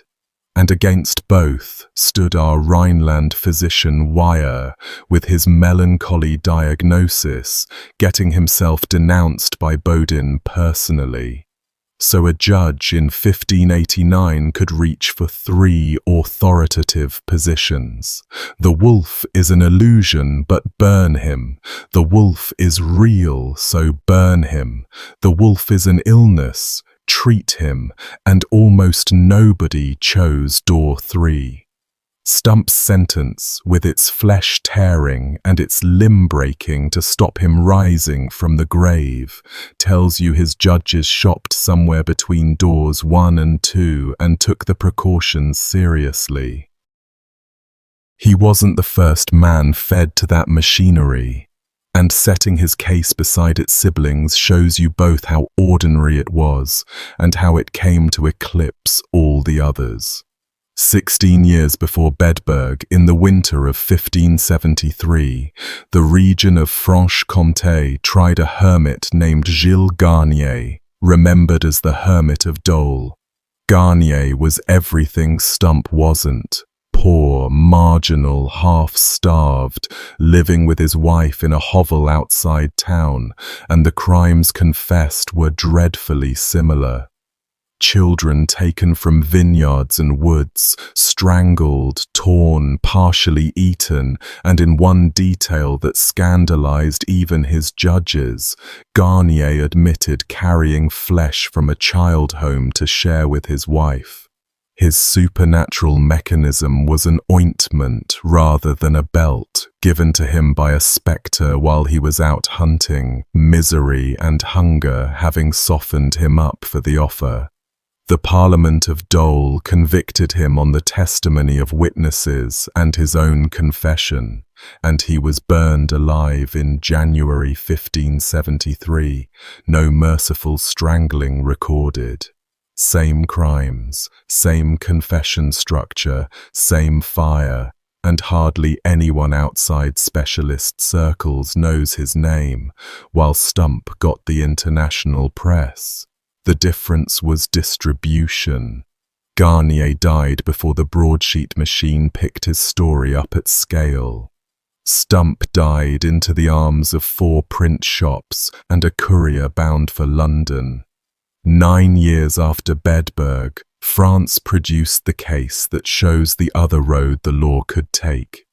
In 1598, near Angers, villagers following screams found the mangled body of a boy and stumbled shortly after upon a half-naked man crouched in the bushes, long-haired, bloody-handed, a vagrant named Jacques Roulet. He confessed to being a werewolf, ointment again, and a local court sentenced him to death. From there the case went up on appeal to the Parlement of Paris, and the senior judges looked at Roulet, questioned him, concluded they were examining a man out of his mind rather than a servant of hell, and commuted the sentence. He was sent to an asylum, ordered held 2 years with religious instruction. The highest court in France, 1 9-year step from the Bedburg scaffold, chose Wyer's door.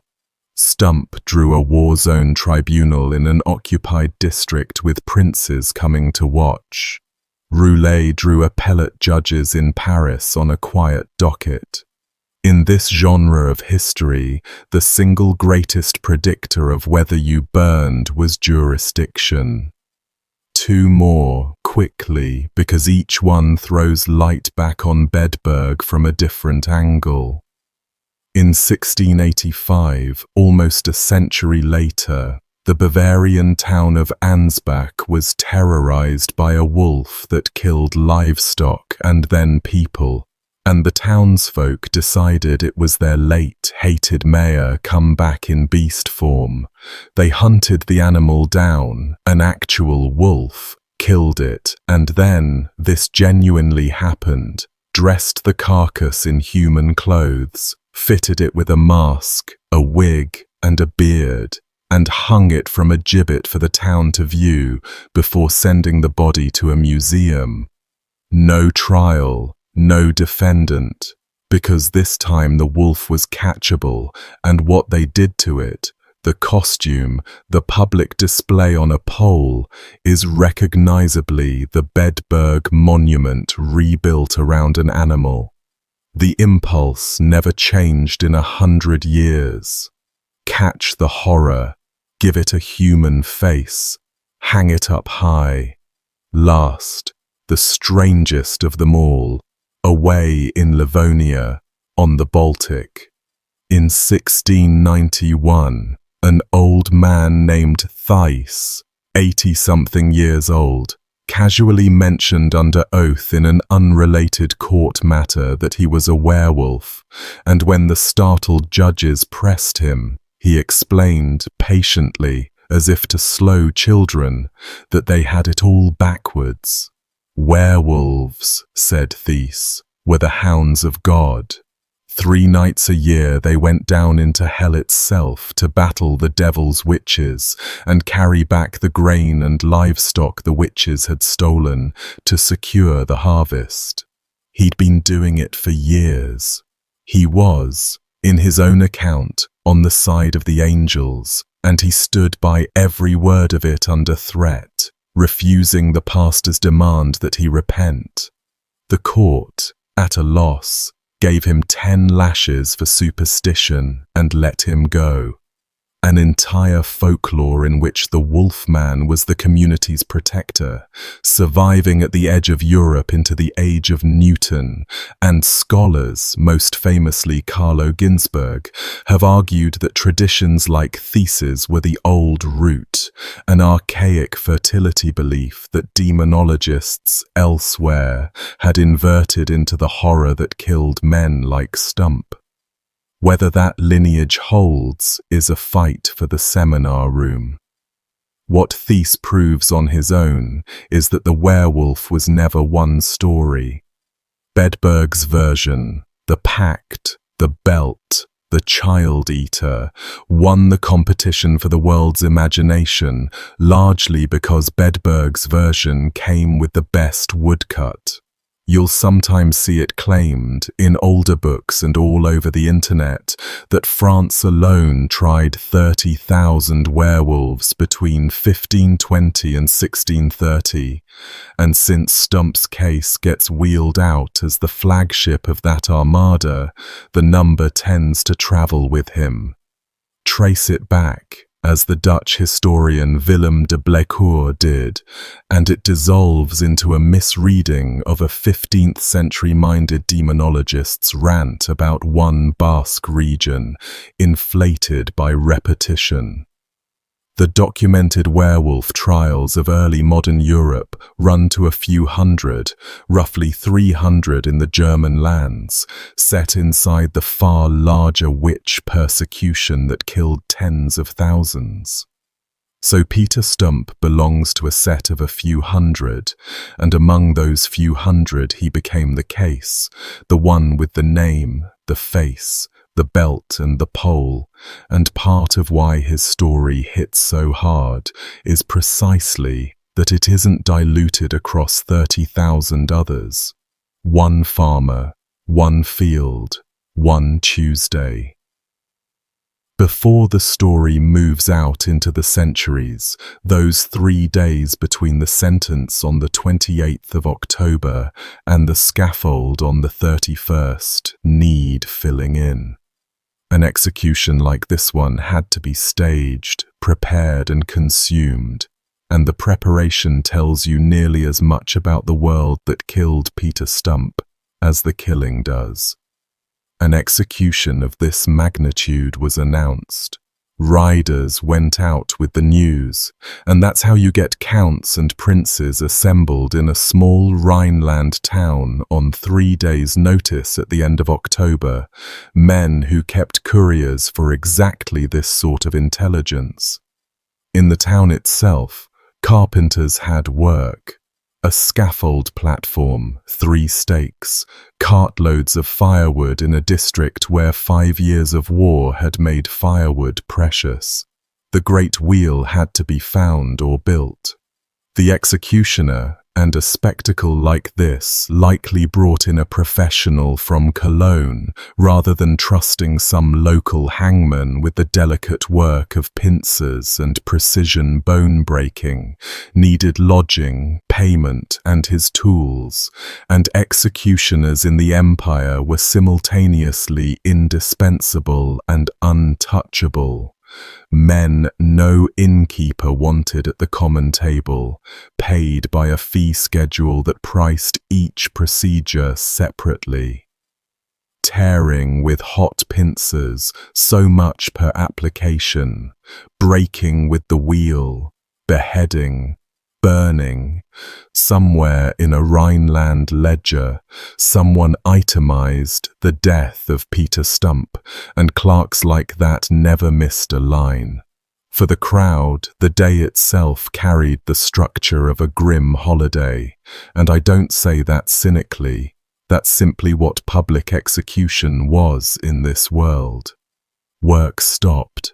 People walked in from villages miles around, families, children on shoulders, vendors working the edges of the field, because a gathering of thousands was a market whether anyone planned it or not.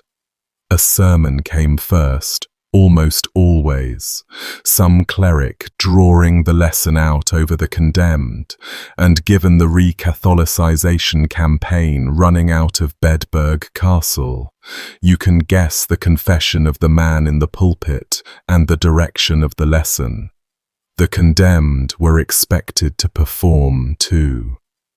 A good death, the era called it, repentance on the scaffold, forgiveness begged, prayers joined, and crowds took real note of who died well and who died badly. No source records how Stumpp carried himself at the end, whether he wept, prayed, protested, or said nothing at all through the pincers. And honestly, the silence there is one of the loudest gaps in the record, because the pamphlet would have loved a defiant sorcerer or a broken penitent, and it gives us neither. Just the procedure applied to a body in order. For Bedburg's ordinary people, though, packed into that field, the day meant something no pamphleteer bothered to write down. These were the parents. These were the households that had been finding limbs in the grass, the mothers of milkmaids who never came home, the fathers who had buried partial children over a span of 25 years. Whatever a modern eye makes of the trial, those people were told, by every authority in their world, spiritual and temporal, that the thing that had eaten their children was on that wheel, and that they were watching it be unmade. Grief in that crowd had a place to finally land. If the court had the right man, then the fires that afternoon were all the justice those families would ever get. And if the court had the wrong man, then the true horror of the day is that the crowd went home comforted anyway, their monster ash, their fields no safer than the morning before. Either way, the wheel went up the pole, the head went on top of the wheel, and Bedburg had its answer to hang the last 25 years on, 16 wooden slats of it, counting in the wind. Did the killings stop after October of 1589? You'd think that would be the one fact every account rushed to supply, the natural last line of the story, and the maddening truth is that the sources simply don't say. The pamphlet ends with the monument and the moral. Weinsberg moves on to other news. Nobody in 1590 wrote a follow-up sheet reporting that the children of the Erft Valley now walked safe, or that the limbs kept appearing. Silence in the records after a case closes is normal. Closed cases stop generating paper, but you can feel both camps tugging at that silence. If the deaths stopped, the wolf died on that wheel. If they went on, no one had any appetite to say so, because saying so would mean the counts and princes had ridden home from a lie, and districts do not reopen questions like that. The silence holds. 400 years on, it still holds, and every retelling of this story, mine included, ends at the pole, because the pole is where the evidence ends. What we can trace is what happened to his world and to his story, and neither one went anywhere good. The electorate of Cologne, in the decades after Stumpp burned, became one of the killing grounds of the European witch persecution. The war that had wrecked his district wound down. Ernst of Bavaria held the archbishopric, and under Ernst, and then his nephew Ferdinand, the territory ran some of the most ferocious witch hunts in the empire's history, especially through the 1620s and 30s, when hundreds went to the stake across the electorate's towns. The most famous of them, if you want one name, was Katharina Hanau, Cologne's postmistress, a wealthy, prominent, politically connected woman, tortured in 1627, refusing through every session to confess, and burned anyway, and the city of Cologne formally exonerated her, this is true, in 2012, 385 years late. Set her beside Stumpp, and a pattern emerges without any pushing from me.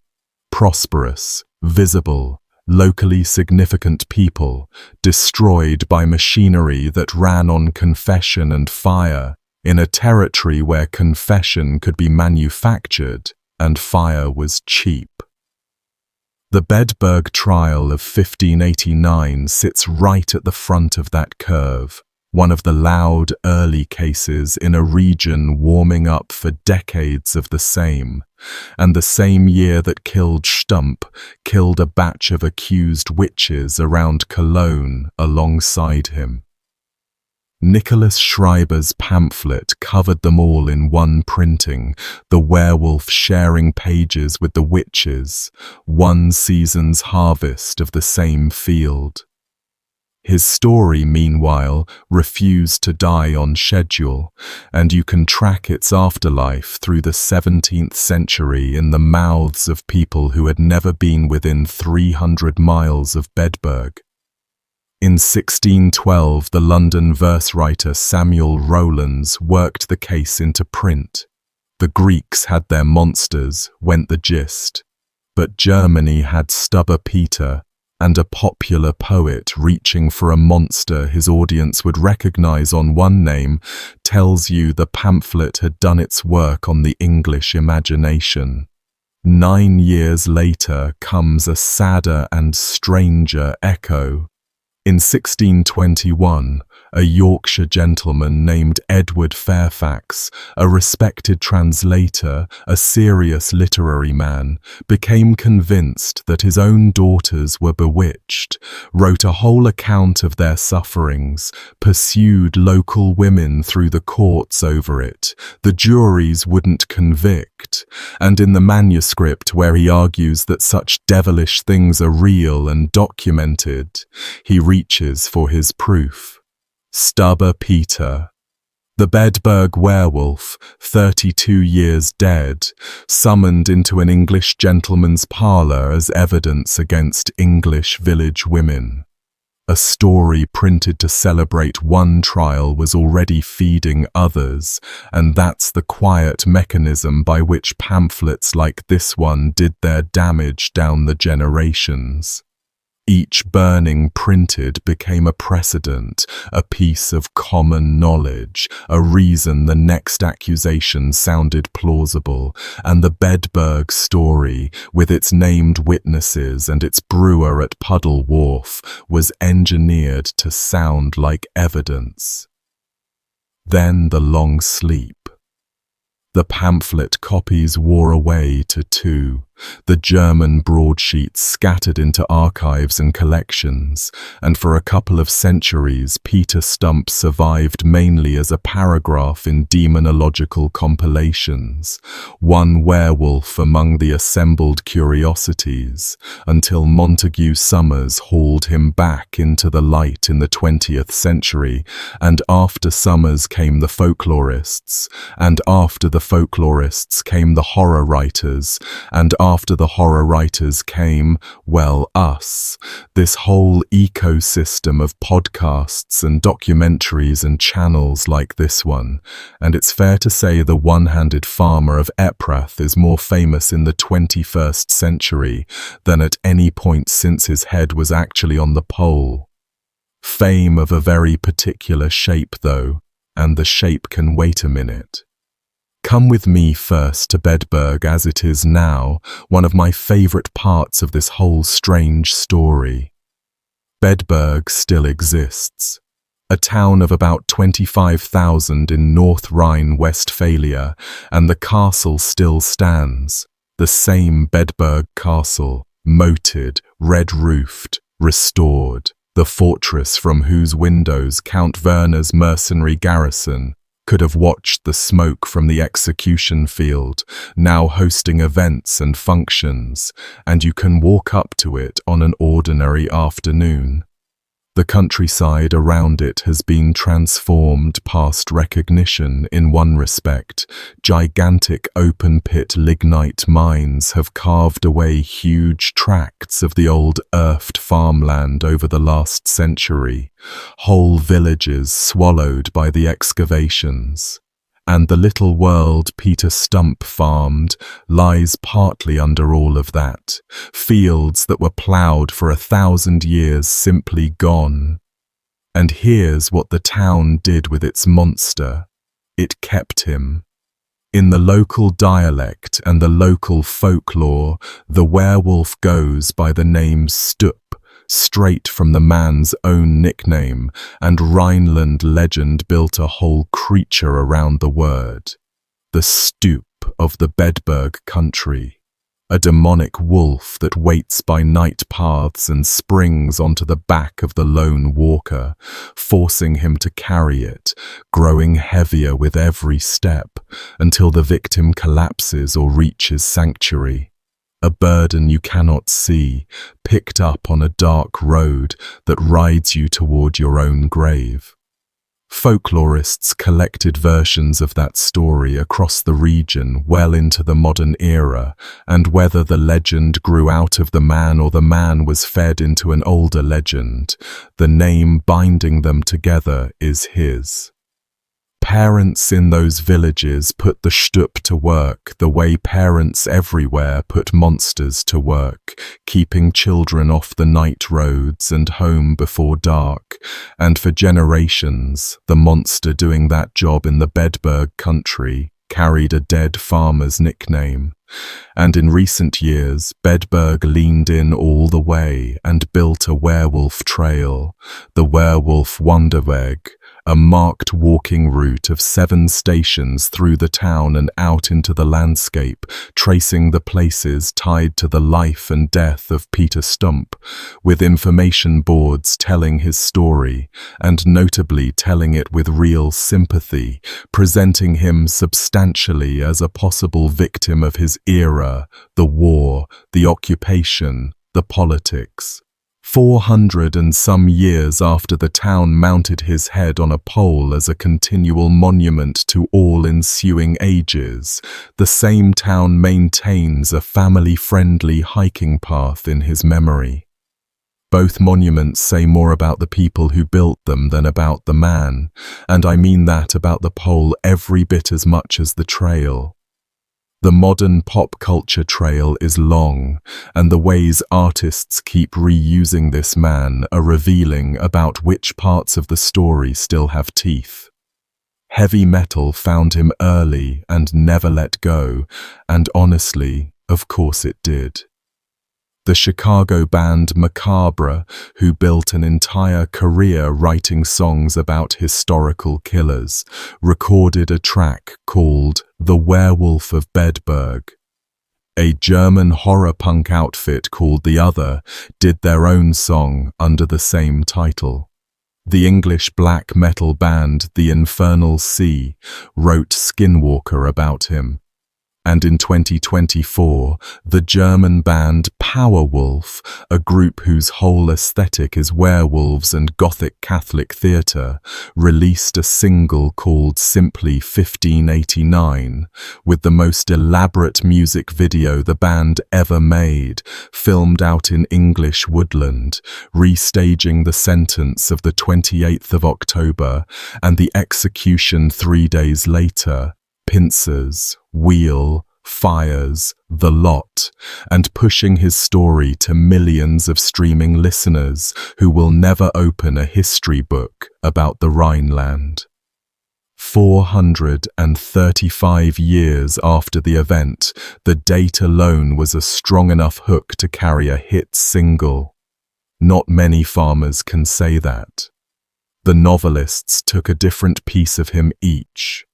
Jonathan Maybury reached past the famous names entirely and grabbed the strangest thread in the record, those odd aliases, Abal, Abil, Ubel Griswold, names that surface in later accounts of the case with no clear origin.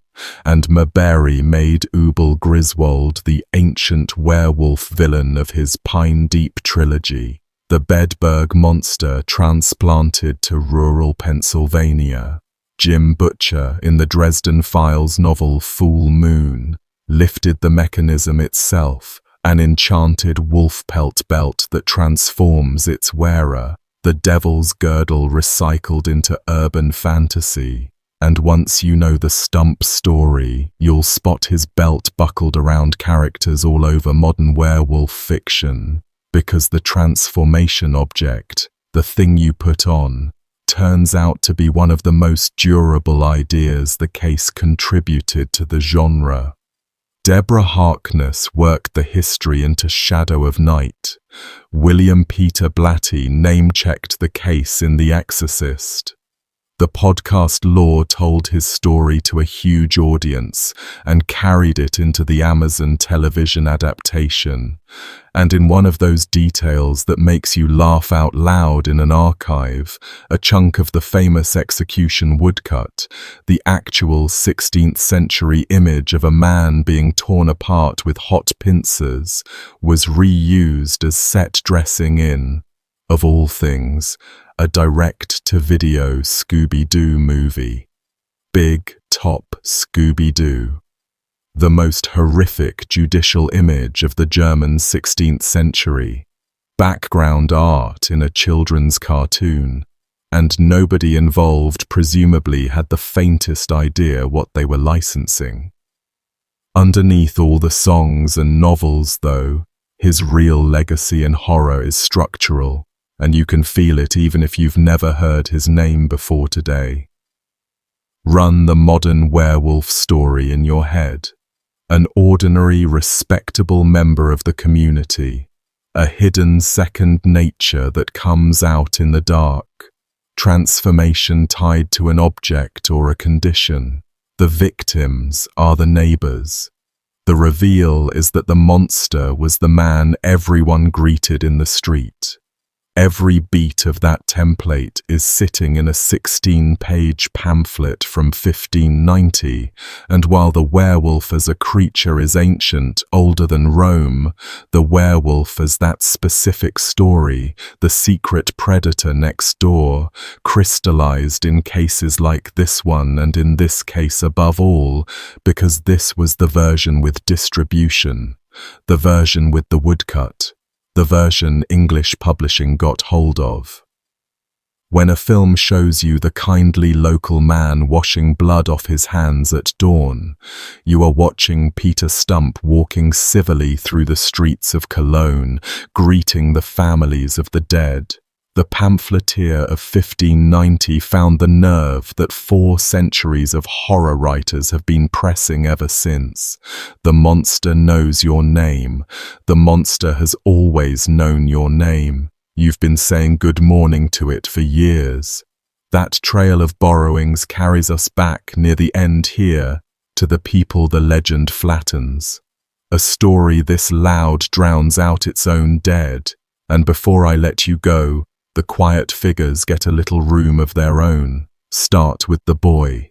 Peter Stumpp's son has no name in any surviving document. Not in the pamphlet, not in Weinsberg, not in a single broadsheet. He exists in history purely as the worst thing that was ever confessed about his father, the walk into the forest, the heart's ease, the first fruits, the opened skull. If the confession describes a real murder, then a real child took that walk trusting the man beside him, and the last face he saw was his father's, in whatever form you believe it wore, and no one so much as wrote down what the boy was called. And if the confession was manufactured on the rack, the alternative is hardly gentler. A real child who really died of the war or the wolves or the fevers that stalked that decade, whose death was retrieved afterward and rewritten into an atrocity to seal his father's fate. A dead child in every version, conscripted into a story in every version. Every version of this case has that grave in it somewhere, and none of them mark it. Then Beale. 15 some years old, motherless, raised in that farmhouse at Eprath through a war, and our entire knowledge of her consists of accusations, incest, concealment, a pregnancy by her own father. She confessed nothing that any record preserves, testified nothing, left not one recorded word, and on the 31st of October she was flayed, strangled, and given to the fire beside the man the court said had violated her, condemned as his accomplice. Take that charge in again, the way a modern eye has to. If the incest was real, the Bedburg court took a child victim of sustained abuse and executed her for it. Legal systems of that era did this without blinking. Incest cases routinely burned both parties, consent and age barely entering the question. And Peter Stumpp is one uncounted girl in that long ledger. She had a name, Stupa Bieln, the diary calls her, and a face nobody drew, and whatever future a prosperous farmer's daughter might have had in a Rhineland at peace. 16 sticks hung on her father's wheel for his victims, nothing anywhere hangs for her. And Katerina, the kinswoman, the godmother relation, the companion, Tringen Trumpen in the Cologne telling. Her path to the stake ran through a piece of reasoning I still find breathtaking. The court could produce no murder she had committed, no sorcery she had practiced, so the fuller accounts settle on this, that no woman could have shared a werewolf's bed and board in innocence, and therefore she must have known, and if she was more than an accomplice, perhaps she was the she-wolf herself, the fair spirit of the confession wearing a village woman's face. Her long love for a widowed farmer reprocessed into evidence of a demonic nature. She burned on the same afternoon, on the strength of proximity, and the pamphlet spares her perhaps a sentence and a half. Behind the most famous werewolf in history stand 2 women executed essentially for being his family, and 4 centuries of retellings, again mine included, have kept his name alive while theirs survive as spellings that don't even agree with each other. One object in this story still needs opening up, the belt itself. The interrogators who wrote the devil's girdle into Stumpp's confession were drawing on a piece of folklore their whole culture already carried, and knowing that changes how you hear the confession. German folk belief had long known the wolf strap, the wolfsgürtel, a belt or band of hide that turned its wearer into a wolf for as long as it stayed buckled on. In some tellings, the strap was cut from wolf skin. In darker ones, it came from the skin of a hanged man, harvested off the gallows, and gallows in this period were reliable suppliers. Villagers told stories about neighbors who owned such straps, about straps inherited in families like cursed heirlooms, about men who put the thing on out of curiosity and could not bear to take it off again, and pieces of that belief surface in trial records and folklore collections across the German lands for centuries, long after Bedburg. So when the magistrates asked Peter Stumpp how he changed, the answer was, in a sense, already in the room before he gave it. Everyone present, judges, clerk, executioner, prisoner, had grown up on the wolf strap. A man improvising under threat of the rack reaches for the story everyone will accept, and a set of interrogators drafting questions reaches for the same story, and afterward nobody can tell whose story it was. Demonologists across Europe then performed a wonderful piece of circular scholarship with confessions like his. Look, they wrote, the werewolf of Bedburg described a belt, and the werewolf of some other district described a belt, and confessions agreeing across hundreds of miles must describe something real. Confessions agreed because the folklore they were built from agreed, and because the men asking the questions had in many cases the same books open on their desks. The agreement proved the questionnaire, and the questionnaire burned people, and each burning fed the next questionnaire. Once you see that loop running, you see it running under half the judicial horror of this whole era. The belt also explains a detail that puzzles first-time hearers of this story, why the authorities bothered searching that valley at all. If the belt was folklore, why send men to look for it? Because to the magistrates the belt counted as physical evidence of a physical crime, no different from a murder weapon, and the failure to find it created an evidentiary hole that the pamphlet had to plug with the devil repossessing his property. Look at what that plug concedes. Somebody involved in producing that document understood that the missing belt was a problem, understood that readers would ask, and got out in front of the question.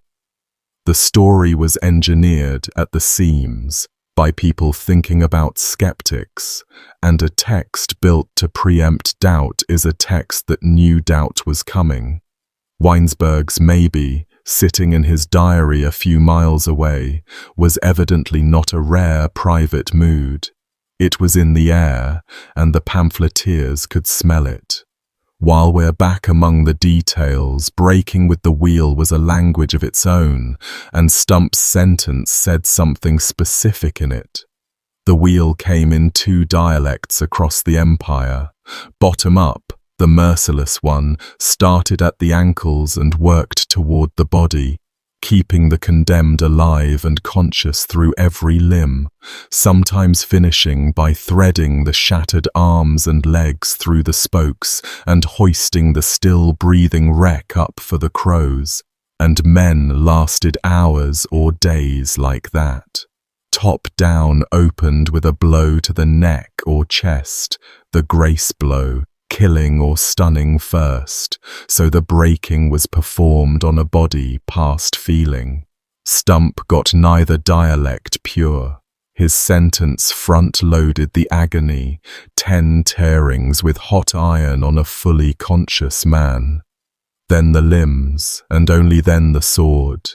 Death arriving late but arriving, followed by fire. And every stage was itemized in advance by men who could have chosen otherwise. Compare the women's sentence, where the strangling before the flames, if it was carried out fully, was the standard grace extended to the less guilty. The court graded its cruelty. Principal malefactor, maximum procedure, plus the anti-revenant limb breaking, plus the head displayed against sorcery. Accessories, fire with mercy attached. 16th century justice thought in these gradations quite naturally, published them, and expected the crowd to be able to translate, and the crowd could. Everyone standing in that field on the 31st of October understood the exact moral mathematics of what they were watching, blow by blow, and that shared fluency in torment might be the single most foreign thing about these people. Those thousands stood in that field as an audience following a text. In a language of pain their whole civilization spoke, and had spoken for so long that nobody thought to call it strange. The terror years look different now that you know how the story ends, whichever version of the truth you favor, so walk through them once more. Every account agrees the district lived with this for a generation. 25 years runs from a toddler's birth to that toddler's own children. Whole marriages began and ended inside the span of the killings. A woman who lost a child to the wolf in the 1560s was a grandmother, if she was lucky, by the time the wheel went up the pole, and she had spent the whole intervening life walking past the tree line where it happened. The searching parties are worth dwelling on.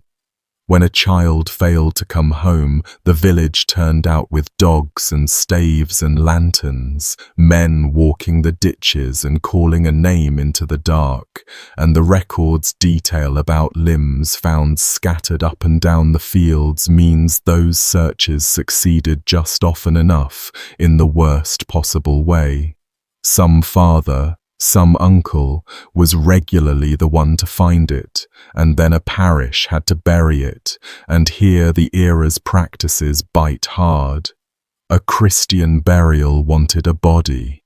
Priests and families in these situations interred what there was, a limb in a small coffin, a sealed box whose contents the mother was gently kept from, and the churchyards along the earth accumulated those small, incomplete graves for a quarter of a century.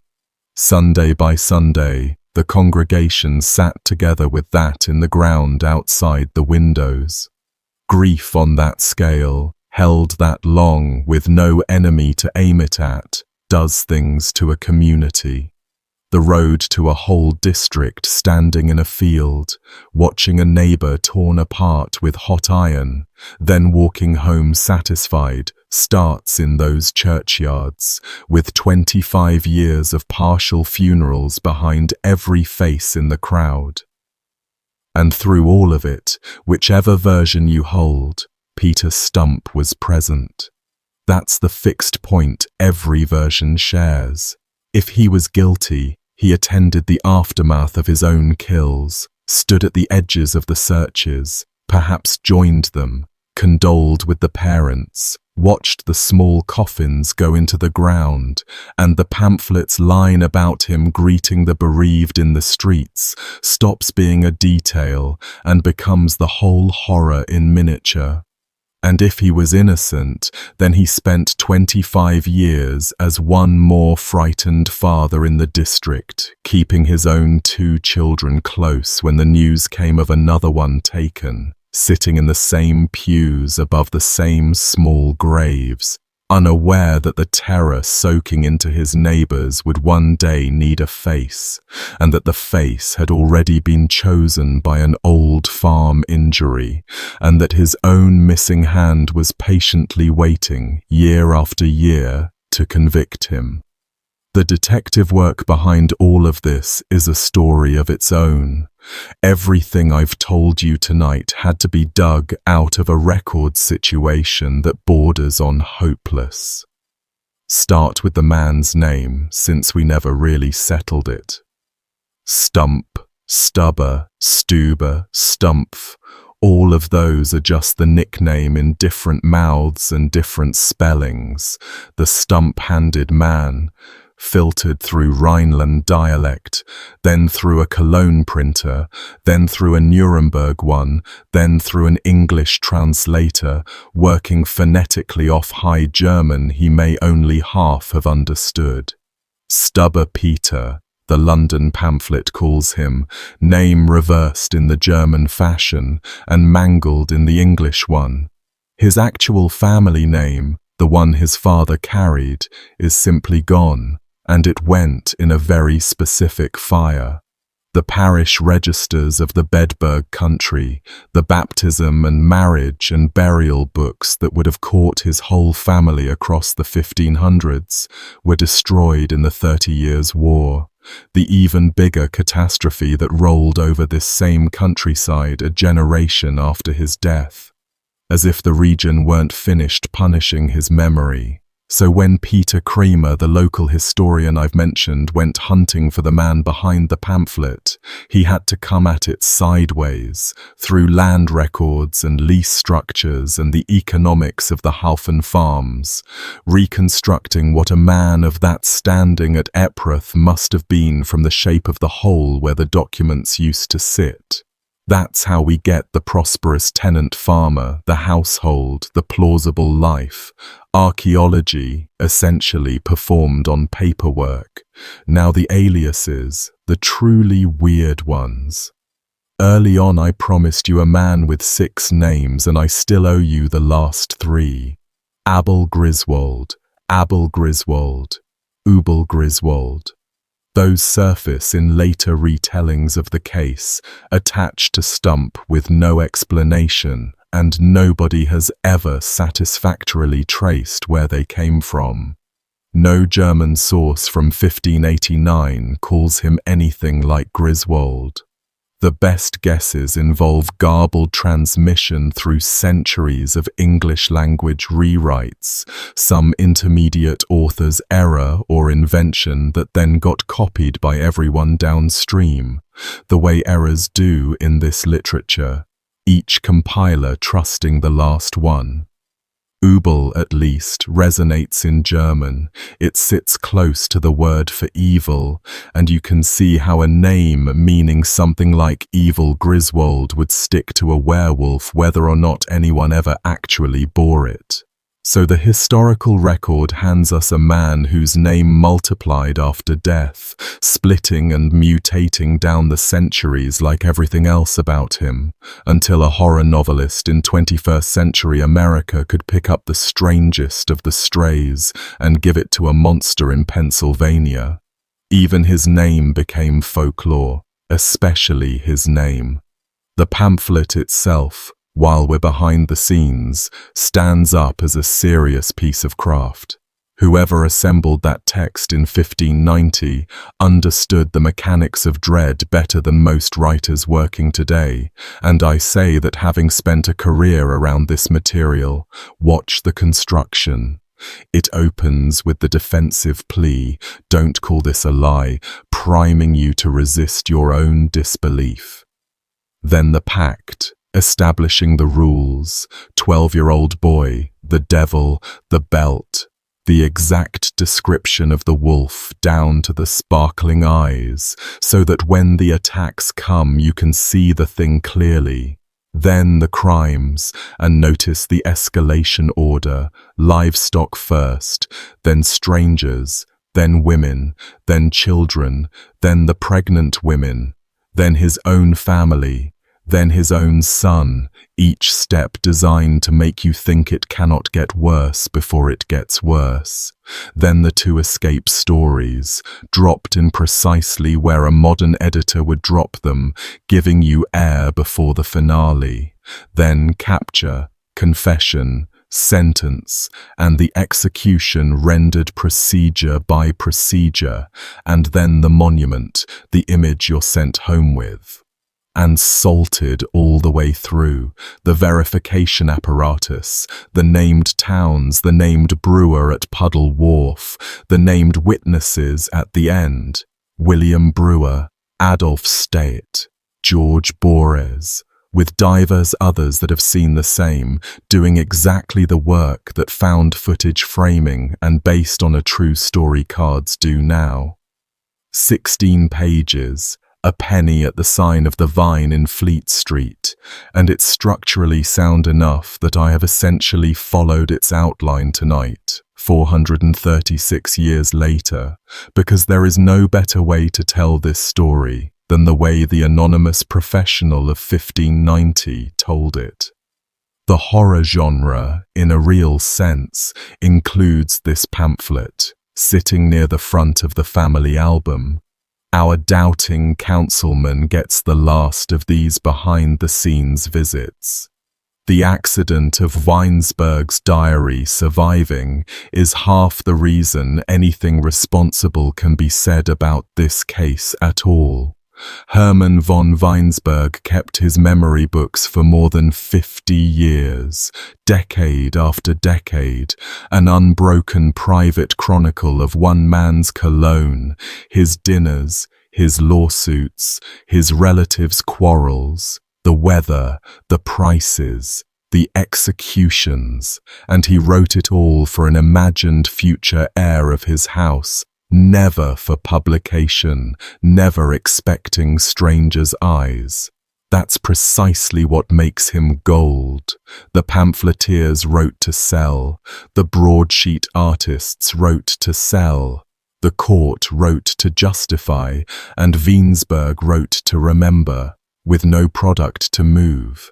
And when a man like that records the arrest, the charges, the daughter's name, the execution, and his own careful doubt, historians can finally stand on something.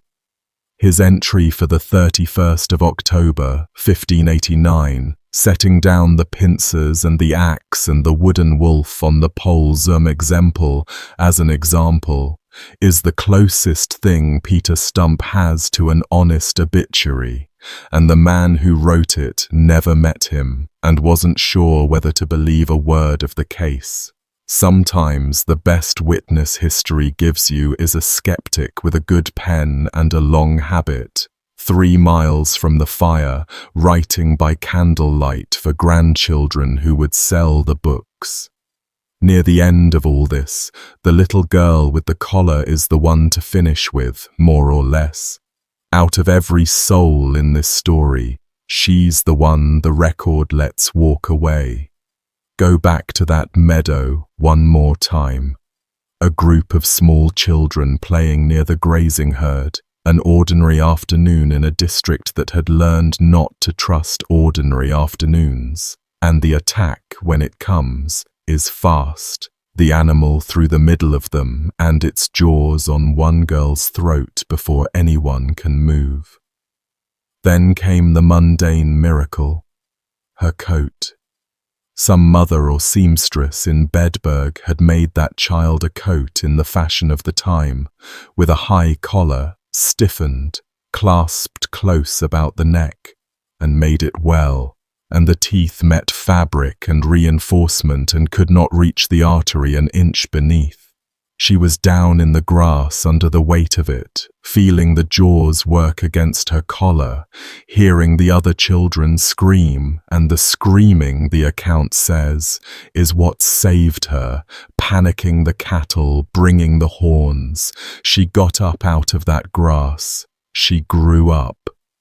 And the pamphlet, printed in London the following year, makes a point of telling its English audience that the child remains living at this day, and then does something no other line in the whole document does. It offers a contact. Her kinsman, one Master Tice Artine, a brewer, dwelling at Puddle Wharf in London. Puddle Wharf was a real landing on the Thames, near where Blackfriars Station sits today, and the implication is astonishing when you slow down over it. A working brewer in Elizabethan London, going about his barrels, was known to his neighbours as the man whose little kinswoman, over in Germany, had survived the werewolf, and the pamphlet expected doubters to go find him and ask, and presumably some of them did. Somewhere in the crowds of 1590s London, a man told that story on request over and over, the coat, the collar, the cows, and each telling kept a nameless girl alive in a second country. And she is nameless, by the way, notice that. The pamphlet preserves her kinsman's name, his trade, and his address on the Thames, everything a doubter would need to verify her, and never once records what the girl herself was called. The same document that names a London brewer 3 times couldn't spare one line for the child who survived its monster, so she joins Stumpp's son in that particular company. The children of this story who exist in history without names, one because he died, one because she didn't. She's the one thread of this whole tapestry that isn't soaked in someone's blood, and the fabric of her coat did it. Hold on to her, because everything else this story touched is gone, and the manner of the going is its own strange epilogue. Eprath, The hamlet where Stumpp farmed no longer exists in any form he would recognize. The village faded, and the open-pit mining that devoured this stretch of the Rhineland in the 20th century took the very ground in great mechanical bites, so that some of the fields he ploughed, the lanes he was greeted in, the meadow, for all anyone can say, where the cattle charged, have been excavated hundreds of feet down and hauled away to power plants. You cannot stand where his farmhouse stood. In places, you cannot even stand at the same altitude. The execution field is unmarked and its precise location debated. The pole is centuries gone. The wheel with it, the wooden wolf, the skull, all of it weather and time and ash. The castle survives, moated and handsome, hosting weddings. The Erft still runs. And the town that killed him maintains those 7 stations of the werewolf trail, families with strollers walking a route through his life and death on Sunday afternoons, information boards where the terror was. And I've thought a long time about whether that's grotesque or healthy, and I've landed, tentatively, on healthy. A town that puts up boards is a town still asking the question. The alternative was forgetting, and forgetting was never really available, because the names soaked into the dialect itself. The stoop, the burden that lands on your back on a night road and rides you, growing heavier all the way home. As for the archbishop whose wedding lit the fuse under this whole countryside, his ending makes a bleak little coda to Stumpp's.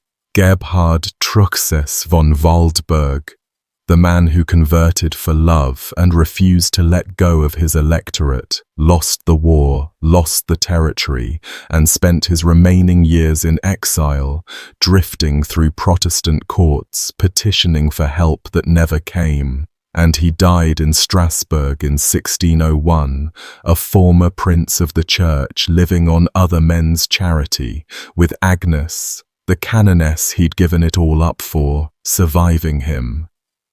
12 years after the Bedburg fires, in other words, the man whose choice had turned the Erft Valley into a war zone, filled its castle with mercenaries, and set the stage on which a one-handed farmer became a monster, died in a foreign city, having faced no wheel, no pincers, and no fire, because the 16th century billed its catastrophes to different accounts, depending on who you were. The archbishop who broke the district got exile and a pension of sympathy. The farmer got the pole. Every level of that society paid for the Cologne war in its own currency, and Stumpp's family paid in the oldest one. And the 2 pamphlets. I'll leave you with the 2 pamphlets. Out of everything, they are what physically remains of Peter Stumpp. 16 pages of cheap Elizabethan print, run off to make Edward Venge a few shillings in 1590, surviving by pure archival accident while every court record, every register, every letter, every bone burned or rotted or went under the excavators. 1 copy in the British Library, 1 in Lambeth Palace in the Archbishop's collection, catalogued, climate-controlled, produced for researchers in a quiet room on request. Scholars come to that desk and open the thing gently, the damnable life and death of one stubber Peter, and the sparkling eyes and the hearts panting hot and raw, and the 16 sticks on the wheel are all still right there in the old black letter, 436 years old, and not 1 degree cooler. A librarian brings it out. A researcher makes notes. The room stays quiet. And somewhere in the pages, the man with the missing hand is still walking civilly through the streets of Cologne, being greeted forever by people who have no idea. That's where I'll leave it tonight. Thank you so much for spending this one with me. Truly, these long, dark ones are a marathon to make, and knowing you're out there listening to the very end makes every hour of it worthwhile. If the story got under your skin, tell me which detail is going to keep you up. Enormous thanks once more to the Patreon crew and the YouTube members holding this channel up. Links to join them are in the description and the pinned comment. Get some rest, keep a light on if you need it, and I'll see you in the next one.